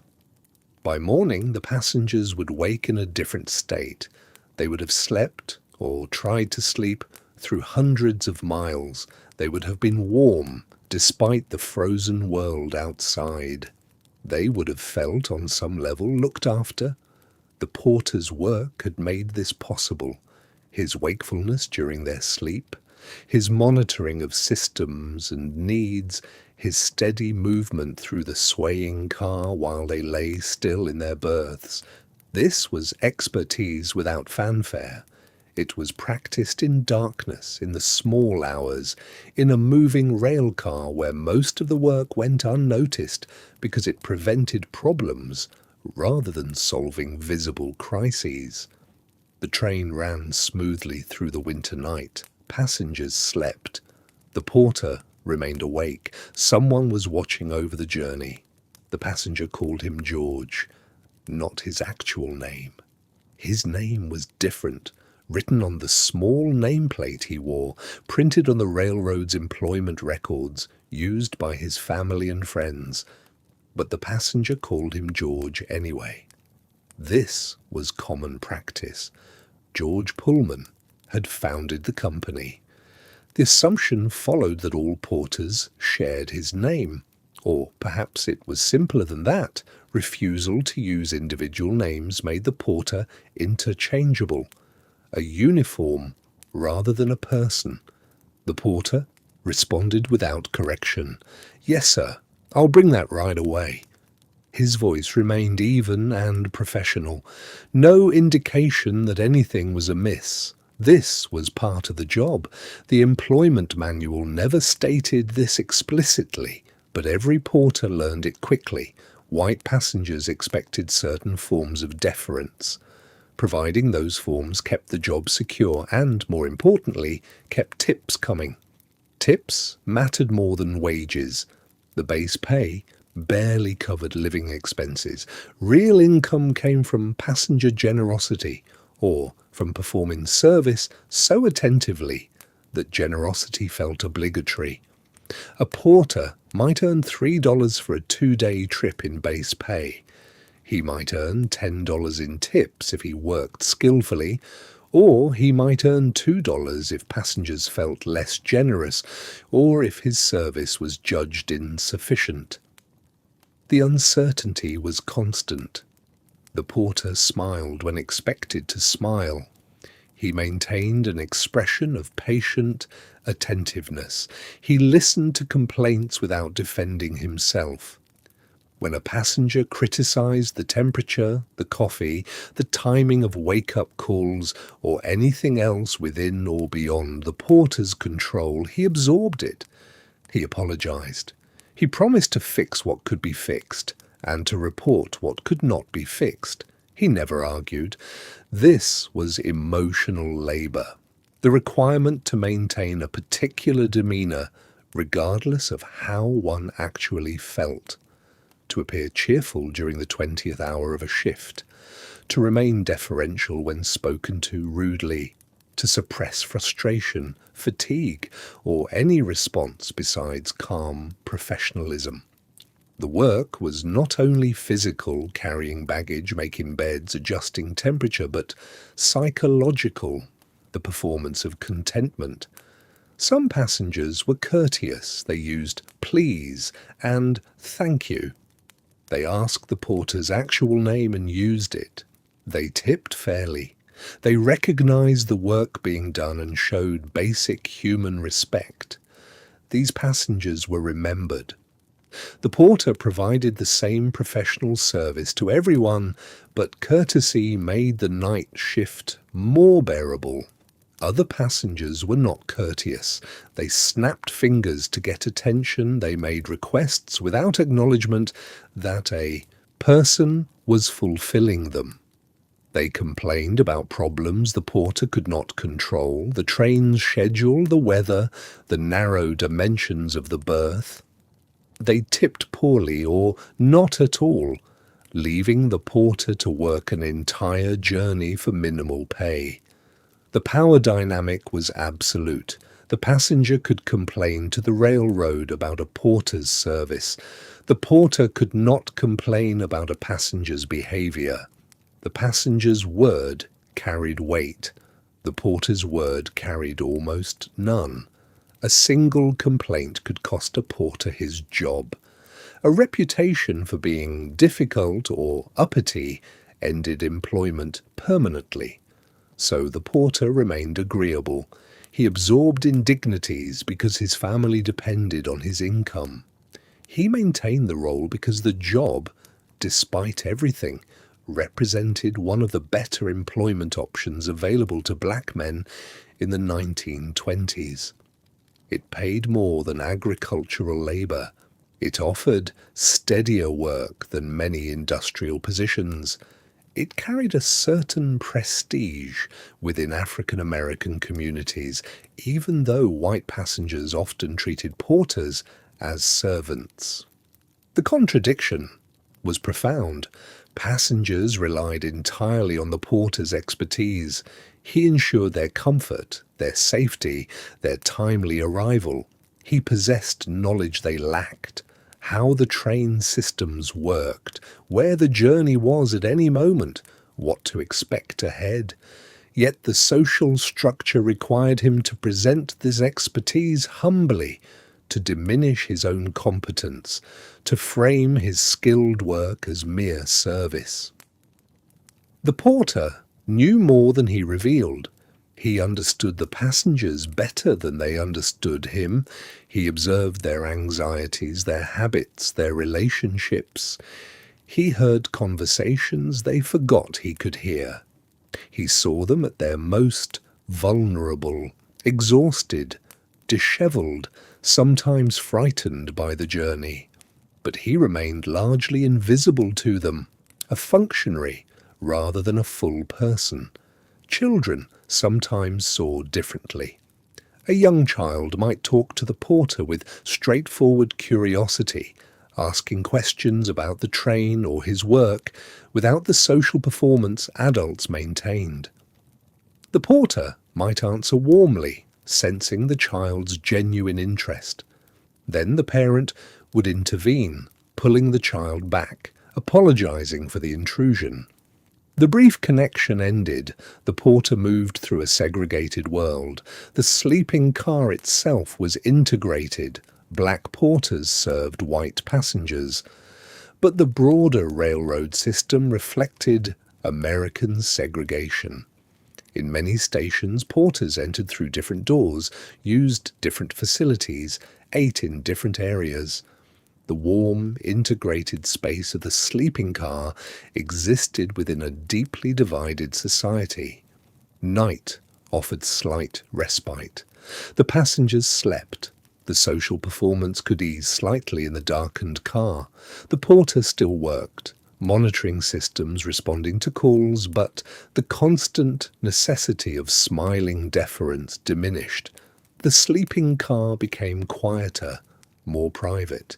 He could move through his duties with less stage management of his own presence. By morning, the performance resumed fully. Passengers woke. They needed assistance. The porter returned to his role completely. Cheerful, accommodating, seemingly tireless, he helped convert berths back to seats. He carried luggage. He answered questions about arrival times and connections. He received tips with expressed gratitude, regardless of amount. The passengers disembarked. They gathered their belongings and stepped onto the platform, moving into their destination city. Most would never think about the porter again. A few might remember him as the porter on the train to Denver, a role, not a person. Fewer still might remember his actual name. The porter prepared for the return journey. He cleaned the car. He restocked supplies. He documented the trip in his logbook. Then he made the same journey backward, serving a new set of passengers, performing the same skilled work within the same constrained role. The expertise remained invisible by design. The labor continued. This was the social reality of the sleeping car. The comfortable journey passengers remembered. The warmth, the smooth service, the feeling of being looked after through the winter night rested entirely on the porter's work. His technical knowledge, his physical endurance, his emotional labor. But the system required treating this work as subservient rather than skilled, and the worker as interchangeable rather than essential. The winter night train carried this contradiction through the darkness, a space of intimacy and distance, dependence and dismissal, expertise and invisibility. The passengers slept warm in their berths, watched over by someone they rarely saw as fully human. The train moved through frozen landscapes. The porter remained awake. The train made its own music through the winter darkness. Not silence, never silence. The dominant sound was the wheels, steel rolling over steel in steady rhythm. Clickety-clack, clickety-clack, the sound of rail joints passing beneath again and again, hundreds of times each hour. This was the fundamental pulse of night travel. The tempo changed with the train's speed, faster across flat prairies, slower climbing mountain grades, but it never stopped. Hour after hour through the darkness, this rhythm continued. The sound was deeper than you might expect, heavier. These trains weighed hundreds of tons. The wheels were massive steel discs. When they rolled over the gaps between rails, the sound wasn't a light tapping. It was a solid, resonant clunk. You felt it as much as heard it. Through the mattress, through the wooden frame of the berth, through your own bones, every few minutes. The whistle. The engineer pulled the cord approaching crossings and small towns. The steam whistle cut through the night, long, lonely, echoing across frozen fields and silent forests. 2 long blasts, one short, one long. The pattern varied, but the sound was unmistakable. In open country it carried for miles. Inside the sleeping car you heard it clearly through walls and windows and the heavy green curtain of your berth. That sound marked time differently than a clock. It told you the train was moving through inhabited country, that somewhere out in the darkness someone might hear it from a farmhouse window.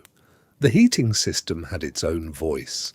Steam pipes ran the length of the car. They hissed constantly, a soft, persistent sound like a whisper that never ended. Occasionally the pipes knocked, metal expanding and contracting with temperature changes, sometimes a sharp clank as steam pressure shifted. The radiators along the walls made similar sounds, ticking, pinging, the metallic conversation of hot iron in cold air. These sounds became part of the sleeping car's atmosphere, background noise you stopped noticing consciously, but that shaped the experience completely.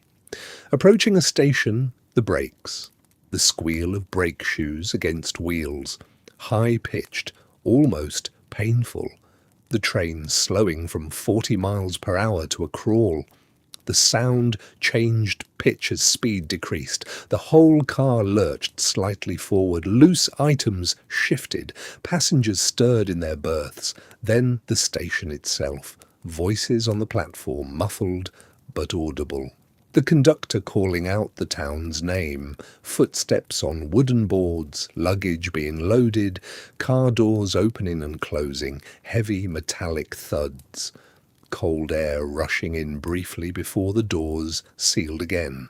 If cars were being coupled or uncoupled, the sound was violent, a tremendous bang as tons of steel crashed together or pulled apart. The entire train jolted. Sleeping passengers woke confused, heart racing, then remembered where they were and settled back into the blankets. Between stations, other trains.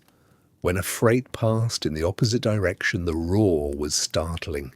A wall of sound that built and peaked and faded in seconds. Wind buffeted the sleeping car. The whole berth shook. Then it was gone, and only your own train's rhythm remained. The human sounds were quieter, but constant. Someone in the car was always snoring, sometimes several people. The sounds varied, soft, rhythmic breathing, loud, ragged snores, occasional sudden snorts that broke the pattern. Behind the curtains, complete strangers slept within feet of each other. their sleeping sounds mixing into a strange communal soundtrack. Coughing echoed through the car. The dry, heated air irritated throats. Someone would cough once, then again. Sometimes it developed into a prolonged fit. You heard them struggling to muffle it, trying not to wake others. Whispered conversations happened too. A parent soothing a restless child, a couple talking quietly. The words were indistinct, but the tones carried. Intimate sounds in a public space. The porter moved through periodically. You heard his footsteps, slow, steady, perfectly balanced. Despite the train's motion, the soft click of a flashlight switching on and off, occasionally his low voice answering a passenger's question or concern. Some sounds were specific to winter travel. Wind against the car's exterior when crossing open plains, a hollow rushing sound that rose and fell. Snow hitting the windows, soft tapping when it was light flakes, harder scratching when it was driven by strong wind. Ice occasionally breaking off the roof and sliding past. In mountain country, the acoustic environment changed entirely. When the train entered a snow shed, a long wooden tunnel built over the tracks to protect against avalanches, the sound suddenly became enclosed, louder, more reverberant, every sound trapped and amplified, then emerging into open air again, the sudden expansion of space audible even with your eyes closed. The train's own structure made sounds, wood creaking. The sleeping car was heavy timber construction, and it flexed slightly with motion and temperature. Joints complained, panels shifted. The car was alive with small sounds of material under stress. Metal fittings rattled, luggage racks, window latches, the brass fixtures on the washroom door. Things that weren't quite tight enough vibrated with the train's motion, creating tiny, percussive sounds that continued all night. This soundscape was utterly foreign to most passengers' daily experience. At home, night meant relative quiet, familiar sounds, stillness. But on the winter train, you were inside a moving machine. Sound and motion never ceased. The night didn't bring silence, it brought a different kind of music. Some passengers couldn't adapt. They lay awake hour after hour, every sound keeping them alert. The inability to control or escape the noise felt oppressive. Others found unexpected comfort in it. The sounds became a kind of lullaby. The rhythm of the wheels especially, steady, reliable, proof that progress continued even in sleep. Miles accumulating, morning approaching. And beneath everything, almost subliminal, was the sense of power. This enormous machine pulling you through the frozen night. The sounds were evidence of that power, the labour of steam and steel, the friction of wheels on rails, the controlled violence of momentum maintained through darkness across a landscape you couldn't see, but knew was passing. The sounds told you where you were, even without looking. The echo quality changed in valleys versus open plains. Mountain curves made the car's frame creak differently. Station stops in tiny towns versus major cities had completely different acoustic signatures. This was the soundtrack of distance being conquered, of geography being traversed, of sleep achieved not in stillness, but in constant motion through the winter dark. The train never held still. Even standing at a station platform, it trembled slightly, the steam engine breathing, small vibrations running through the couplings from car to car. But once moving, the motion became the defining fact of the sleeping experience. You didn't rest on a stable bed. You rested on a moving platform. Your body had to accept this, or sleep became impossible. The primary motion was a gentle sway, side to side. The sleeping car rocked on its suspension like a cradle, not violent, not alarming, but constant and unmistakable, a rhythm slightly slower than a heartbeat. Left, then right, then left again. Your body in the berth moved with it. The mattress shifted beneath you, the pillow pressed against the wall on one side, then the other. This rocking motion came from the track itself. No rail was perfectly straight or perfectly level. The train followed these imperfections, translating every curve and camber into movement. On well-maintained mainline track, the sway was smooth. On branch lines or older routes, it could be more pronounced. Many passengers found this motion soothing, instinctive. Humans rock babies to sleep. We rock ourselves when seeking comfort. The train provided this automatically hour after hour. Your consciousness could let go. The motion continued whether you noticed it or not, but others found it deeply disturbing. The constant movement felt wrong to bodies accustomed to stillness during sleep. The sensation that you might roll out of bed, even though you wouldn't. The inability to ever be completely still, completely settled. Some passengers gripped the edges of the mattress unconsciously. Others wedged themselves against the wall, fighting the motion, even in sleep. There was forward and backward movement too, acceleration and deceleration. When the engineer opened the throttle, you felt yourself pressed slightly back into the mattress. When brakes engaged, your body shifted forward. These changes were subtle most of the time. The train didn't accelerate rapidly like modern vehicles. Steam locomotives built speed gradually, but you felt every change. Climbing grades, the whole character of motion changed. The train slowed. The engine worked harder. You heard the effort. The rocking continued, but the forward momentum decreased. Your body registered this even in sleep. Some part of your awareness knew, we're climbing now. Descending was different. Speed increased. The brakes engaged periodically to control it. Short moments of deceleration, then release, then deceleration again. A pulsing quality to the motion. Your inner ear tracking every change. Curves were their own sensation. Banking into a turn, you felt pressure against one side of the berth. Not dramatic, not frightening, but present. The train leaning into the curve like a ship heeling in wind. Then the pressure releasing as the track straightened. Mountain curves were tighter, more frequent. The motion became almost serpentine, sway and curve and counter-curve. Some passengers found this nauseating, others found it hypnotic. Vibration was constant and all-pervasive. The wheels rolling over rails created a tremor that ran through every part of the car, through the frame, through the floor, through the berth's wooden structure and thin mattress, and into your body. This wasn't violent shaking, it was a high-frequency buzz, subtle but unceasing. You felt it in your teeth, in your fingertips resting on the mattress, in your skull against the pillow. Every cell in your body vibrated faintly with the train's motion.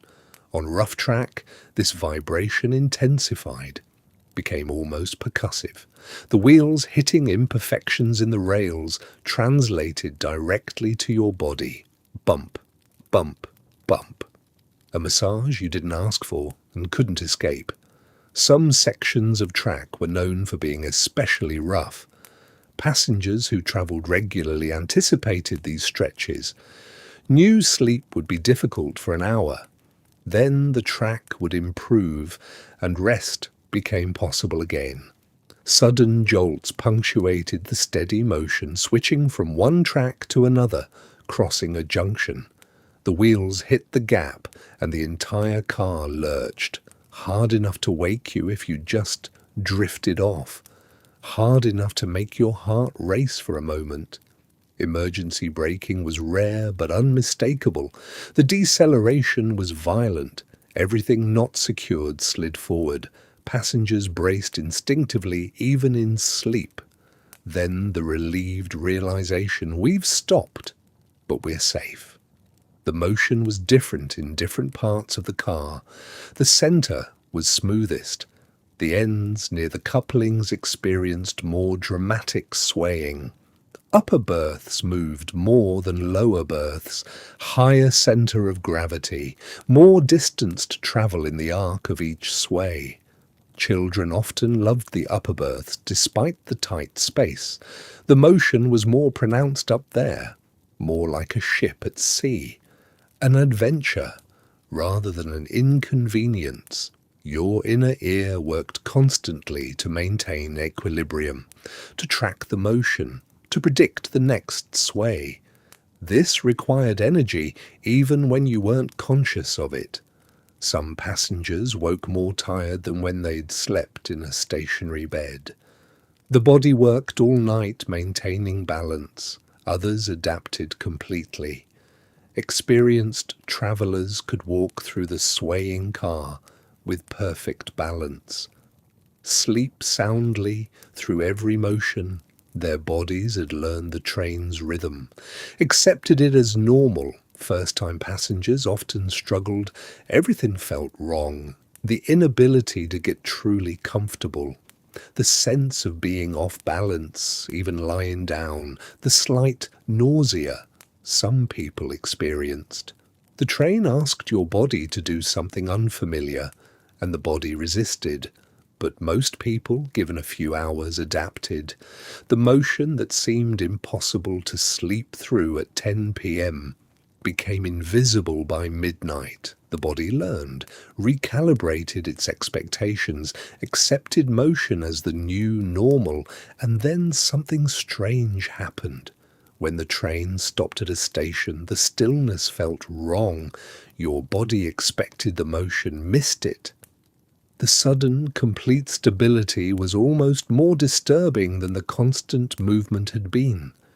This motion, this endless sway and vibration, shaped everything. About the sleeping car experience. It was why the berths were designed as they were, enclosed spaces where you were held in place. It was why heavy blankets were essential. They kept you anchored. It was why some people loved overnight train travel and others avoided it. The motion was the train's signature, its defining characteristic. You couldn't have one without the other. To sleep on the winter train was to accept being in constant motion, to trust the steel wheels and the engineer's skill and the porter's watchful presence, to surrender control and let yourself be carried through the frozen darkness, rocked like a child, never still, never quite at rest, but somehow, impossibly, asleep. Darkness filled the sleeping car. Not complete darkness, not quite. The porter kept a single low lamp burning at the far end of the car, just enough light to move by, just enough to find the aisle without stumbling. But inside your berth, behind the heavy green curtains, darkness wrapped around you almost completely. If you parted the curtain at its edge carefully, a narrow slice of the car appeared.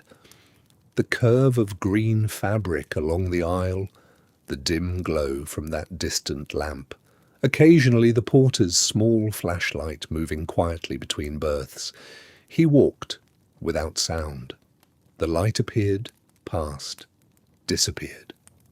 Then darkness again, but the window offered something else. Station lights. When the train slowed through a town, lights slid past the glass. Yellow platform lamps, the lit windows of a station building, sometimes a figure on the platform, waiting, breath visible in the cold air. The lights moved backward along your window, faster than walking, slower than daylight speed, then gone. Darkness returned. In moonlight, the winter landscape revealed itself in pieces. Frozen fields stretched away, silver white, under the moon. A farmhouse distant, one window still lit. Forests became walls of shadow. The moon itself appeared and disappeared as the train curved. When clouds covered it, the darkness outside became absolute. Snow changed everything. When snow fell, you could watch it stream past the window. The flakes caught what little light existed. They became visible only near the glass, suddenly illuminated, then gone. They moved horizontally past your window, not falling but flying backward. The speed made them blur into white streaks. If you watched long enough, the motion became hypnotic. The darkness, the streaming snow, the gentle rock of the berth. By morning, frost covered the inside edge of the window. Delicate patterns formed where your breath had frozen against the glass. Some passengers scratched the frost away with a fingernail to see outside. Others left it. The frost itself became something to look at, beautiful, temporary, evidence of the cold just beyond the pane. The tactile experience was equally specific. The weight of the wool blankets pressed down on you, not heavy like a burden, heavy like comfort, substantial, real. The wool was slightly scratchy against your skin if you moved your hand across it, but that texture meant warmth. You could pull the blankets up to your chin. You could burrow beneath them. The weight pinned you gently to the thin mattress below. The sheets were different, starched white cotton, smooth, cool initially, then warming. They smelled faintly of laundry, soap. The pillowcase had the same smooth coolness, clean, changed after every journey. Temperature varied depending on where you were in the berth. Near the window, cool air collected. Not quite cold, not quite a draught, but noticeably cooler than the rest of the space. If your face was near the window, you felt it. The air carried a slight chill. It moved gently. Not wind, just the subtle circulation that happens when warm air meets cold glass. Near the radiator side, warmth radiated steadily, sometimes too much warmth, sometimes you had to move your foot away from that side. The heat was dry, constant. It kept the entire berth comfortable, but it also dried the air. By morning, your throat felt scratchy, your mouth dry. The heated air had pulled moisture from everything. Some passengers kept a handkerchief damp to breathe through. Others simply endured the dryness. It was the price of warmth. Occasionally, a draught entered the car. Someone opened the vestibule door. Between cars, cold outside air rushed in briefly. You felt it, even behind your curtain. A sudden chill. Then the door closed. The warmth returned. The texture of the curtain itself was heavy cotton, thick, lined. When you reached out in darkness to adjust it, the fabric felt substantial in your hand. It moved heavily. It blocked light, blocked sound, blocked sight. It created your small private world. Winter added its particular elements to everything. Snow changed the sound of the train. When the train passed through heavy snowfall, the exterior noise diminished. The usual sounds remained, the wheels, the rails, the mechanical rhythms. But sounds from outside became muffled, distant, as if the snow absorbed them before they reached your ears. The difference was subtle but noticeable. On clear, cold nights you sometimes heard the wind against the car. On snowy nights that wind sound disappeared. The snow created a buffer, a blanket of its own. The world outside became quieter. The acoustics changed completely when entering snow sheds. In mountain passes, wooden sheds covered the tracks where avalanche danger existed. The train would enter these long, covered sections, and suddenly the sound became enclosed, echoing. The wheels on rails grew louder, more reverberant. The whole car vibrated differently. You could hear it even half asleep. The sound told you mountains, snow country, high elevation. Then, emerging again, the echo vanished, open air returned, the muffled quality of snowfall resumed. Small winter stations had their own sounds. When the train stopped at a tiny junction at 2 in the morning, you heard boots crunching on platform snow, distinct, sharp, each footstep audible, voices carried differently in cold air, clearer, more present. Someone called out. A mailbag thudded onto the platform, more crunching steps. Then briefly, cold air entered the car. Just for a moment you felt it, more than heard it. But it brought with it the smell of the outside, coal smoke from the locomotive, the clean scent of snow, wood smoke from the station stove. The door closed. The sounds outside became muffled again. The train began moving. The junction lights slid backward past your window. Darkness returned. The profound darkness of winter nights extended the sleeping hours. In summer, dawn came early. The sun woke passengers before their destinations. But in winter, darkness lasted. If you boarded at 8 in the evening, darkness continued until perhaps 7 the next morning. 11 hours, 12, long enough for real sleep, long enough for the body to rest. The darkness felt complete in ways that summer darkness never did. No hint of dawn at 4:30, no gradual lightening, just solid darkness, hour after hour, while the train carried you across frozen distances. Inside that darkness, time moved differently. You couldn't see landmarks passing, couldn't judge distance by landscape. The only measure was the stops, the station names called quietly by the porter, the brief pauses, then motion again. Some passengers slept through everything. The motion became their lullaby. The sounds faded into background. They surrendered completely to the journey. Others remained half aware throughout the night, conscious of each stop, each change in speed, each sound, not quite awake, not quite asleep, suspended in that in-between state that travel creates.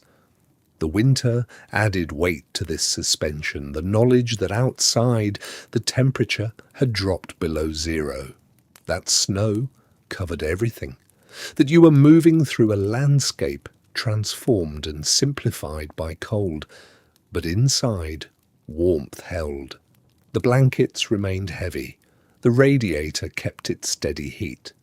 This was the particular gift of winter night travel, the contrast, the protection, the sense of shelter in motion, moving through cold while staying warm, crossing frozen distances while wrapped in wool, watching snow stream past while heat radiated near your feet. Morning would come eventually. Light would return. The landscape would reveal itself. But for now, darkness and motion continued. The train pressed on through winter, and you in your berth existed in that small warm space between the cold outside and the cold glass, between sleep and waking, between where you were and where you were going. Sleep on the winter train was not continuous. It was punctuated. The train stopped frequently through the night, major stations, small junctions, tiny towns with a single platform, light in vast darkness. Each stop disrupted rest. The motion changed first. The steady forward momentum slowed. The rhythm broke. Brakes squealed metal against metal. The car jolted slightly as the train came to rest. Then came the sounds. Station announcements, sometimes muffled by snow. Voices on the platform. Luggage being moved. Boots crunching through snow. the occasional hiss of steam releasing. Cold air rushed in when doors opened between cars. It moved through the sleeping space in a wave. Passengers pulled blankets higher. The warmth that had built through hours of travel dissipated in moments. People boarded or disembarked at 2 in the morning. Their movements were careful in the darkness, whispered conversations, apologies for disturbing others. The porter's low voice giving directions. Then the door closing again. Through frost-edged windows, passengers who woke could see almost nothing, a platform light, perhaps a station building with lit windows, snow-covered tracks, disappearing into blackness, the evidence of human settlement in frozen emptiness. Then the train moved forward again and the darkness resumed. The night followed a progression. Evening began with berth conversion around 9 o'clock. The car transformed. Passengers settled into their curtained spaces. Reading lights glowed briefly behind green fabric. Then darkness. The train moved through the late evening with most passengers already attempting sleep. Late night brought the deepest rest. Between 11 and 3, stops were fewest. The train maintained steady speed across long distances. This was when sleep came most easily for those who could surrender to the motion. The clickety-clack became background. The sway became lullaby. Pre-dawn increased activity. Between 4 and 6, the train approached major cities. Stops became more frequent. The porter moved through more often, checking his list of passengers to wake. People began stirring behind curtains. Washroom use increased. The sound of running water, quiet coughs, the rustle of clothing being changed. Dawn arrived gradually in winter. Light returned slowly through frosted windows. The landscape became visible by degrees. What had been darkness revealed itself as snow-covered fields, frozen rivers, approaching buildings. The night's journey made visible. The landscape changed while you slept. You felt it more than saw it. The train's motion told you where you were. On the plains, the rhythm stayed steady for hours. The rails stretched straight across frozen emptiness. The motion was constant, hypnotic, the gentle sway, the even clickety-clack. Outside, nothing but whiteness extended to every horizon. Occasional farmsteads passed, a lit window, a barn, then darkness again. The sense of space was enormous. The train was a tiny warm point, crossing vast, cold emptiness. Then the mountains began. The grade changed. You felt it in your body, in the altered rhythm. The engine worked harder. The sound deepened. The train slowed, climbing. Snow sheds appeared, long wooden tunnels built over the tracks to protect against avalanches. The sound changed inside them, muffled, enclosed, then open again to steep slopes and starlit peaks. The cold pressed closer in the mountains. You felt it near the window. The heating system worked harder. The motion became more dramatic on curves. The berth swayed more insistently. River valleys brought different sounds, frozen waterways below. Small mill towns clustered along the tracks. Bare trees. The motion smoothed again on valley floors. Factory lights appeared and disappeared. The train whistle echoed differently off hillsides. The landscape spoke through motion, through sound, through the quality of darkness outside your frost-edged window. The porter's voice was gentle, practiced. "We'll be arriving in Chicago in 30 minutes. A soft knock accompanied the words. Then his footsteps moved down the aisle, waking the next section. Behind curtains throughout the car, passengers stirred, coughing, the rustle of fabric, bodies adjusting after hours of stillness. Morning light revealed the frost patterns on windows, delicate ferns of ice along every edge. Outside, the landscape had completely transformed. Where you'd fallen asleep might have been farmland in Iowa. Now factory smoke rose against a pale sky. Buildings increased. The city approached. Lines formed for the washrooms. Passengers emerged from berths rumpled, hair dishevelled, faces creased from pillow fabric. The water in the washroom was cold, splashing sounds, the smell of shaving soap. The porter moved through again, this time converting berths back to seats. The process reversed itself. Mattresses removed, seats lowered. The upper berths folded back into the ceiling, the public space re-emerged. What had been private sleeping quarters became day coach again. Passengers looked outside, discovering where sleep had carried them. Perhaps 300 miles, perhaps 500. The night had compressed the distance into dreams and darkness. The train slowed through railroad yards, complex networks of tracks, ice-covered, spreading in every direction. Other trains sat idle. Steam rose from engines. The urban landscape surrounded everything now. Then the great station appeared. The train eased into the platform. The world that had been gentle motion became stillness. The train began to slow. You felt it first in the changed rhythm. The steady rocking that had carried you through the night became something gentler, more cautious. The whistles sounded different now, shorter blasts, more frequent. You were approaching something. Outside the window, the landscape had transformed while you slept. No more fields, no more open country. Buildings appeared. Factory smokestacks rose against the pale winter sky. Smoke drifted across the dawn, grey on grey. The train moved through the outskirts of a city you'd never seen.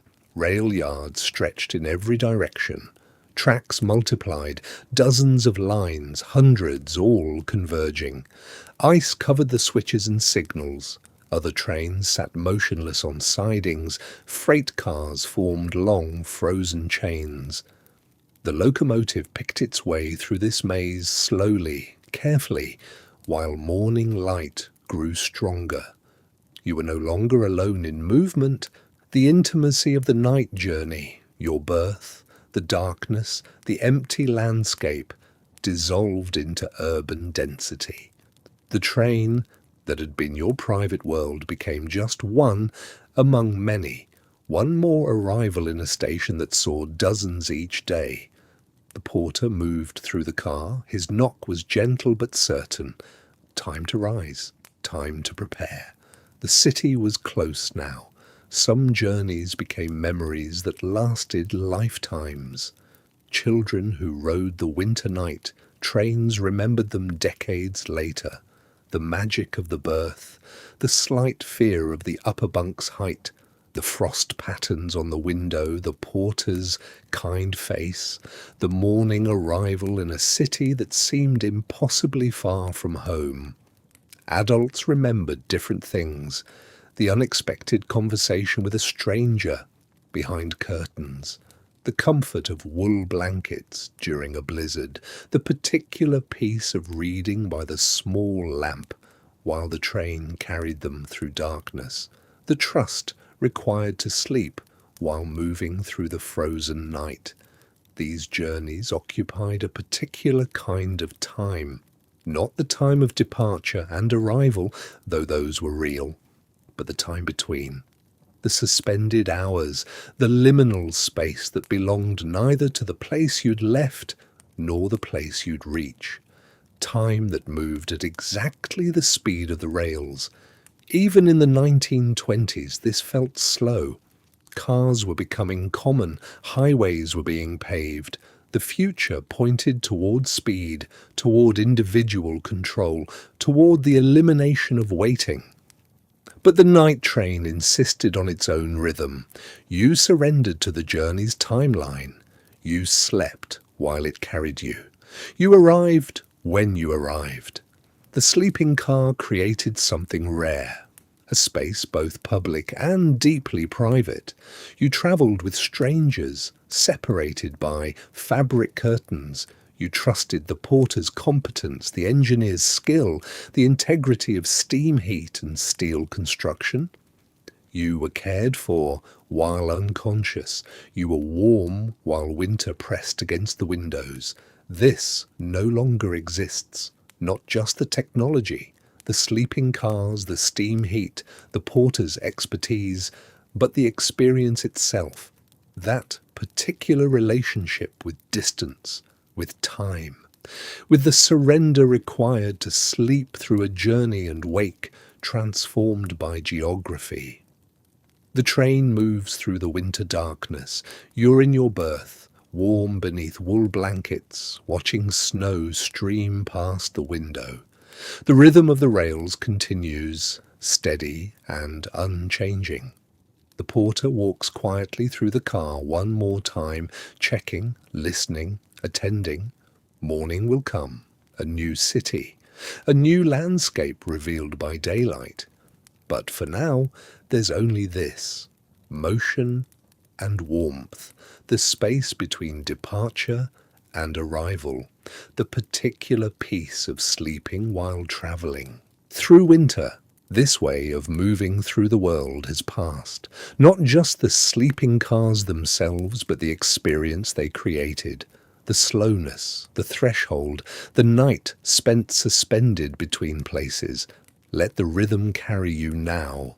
The rails continue, the snow falls, the train moves on.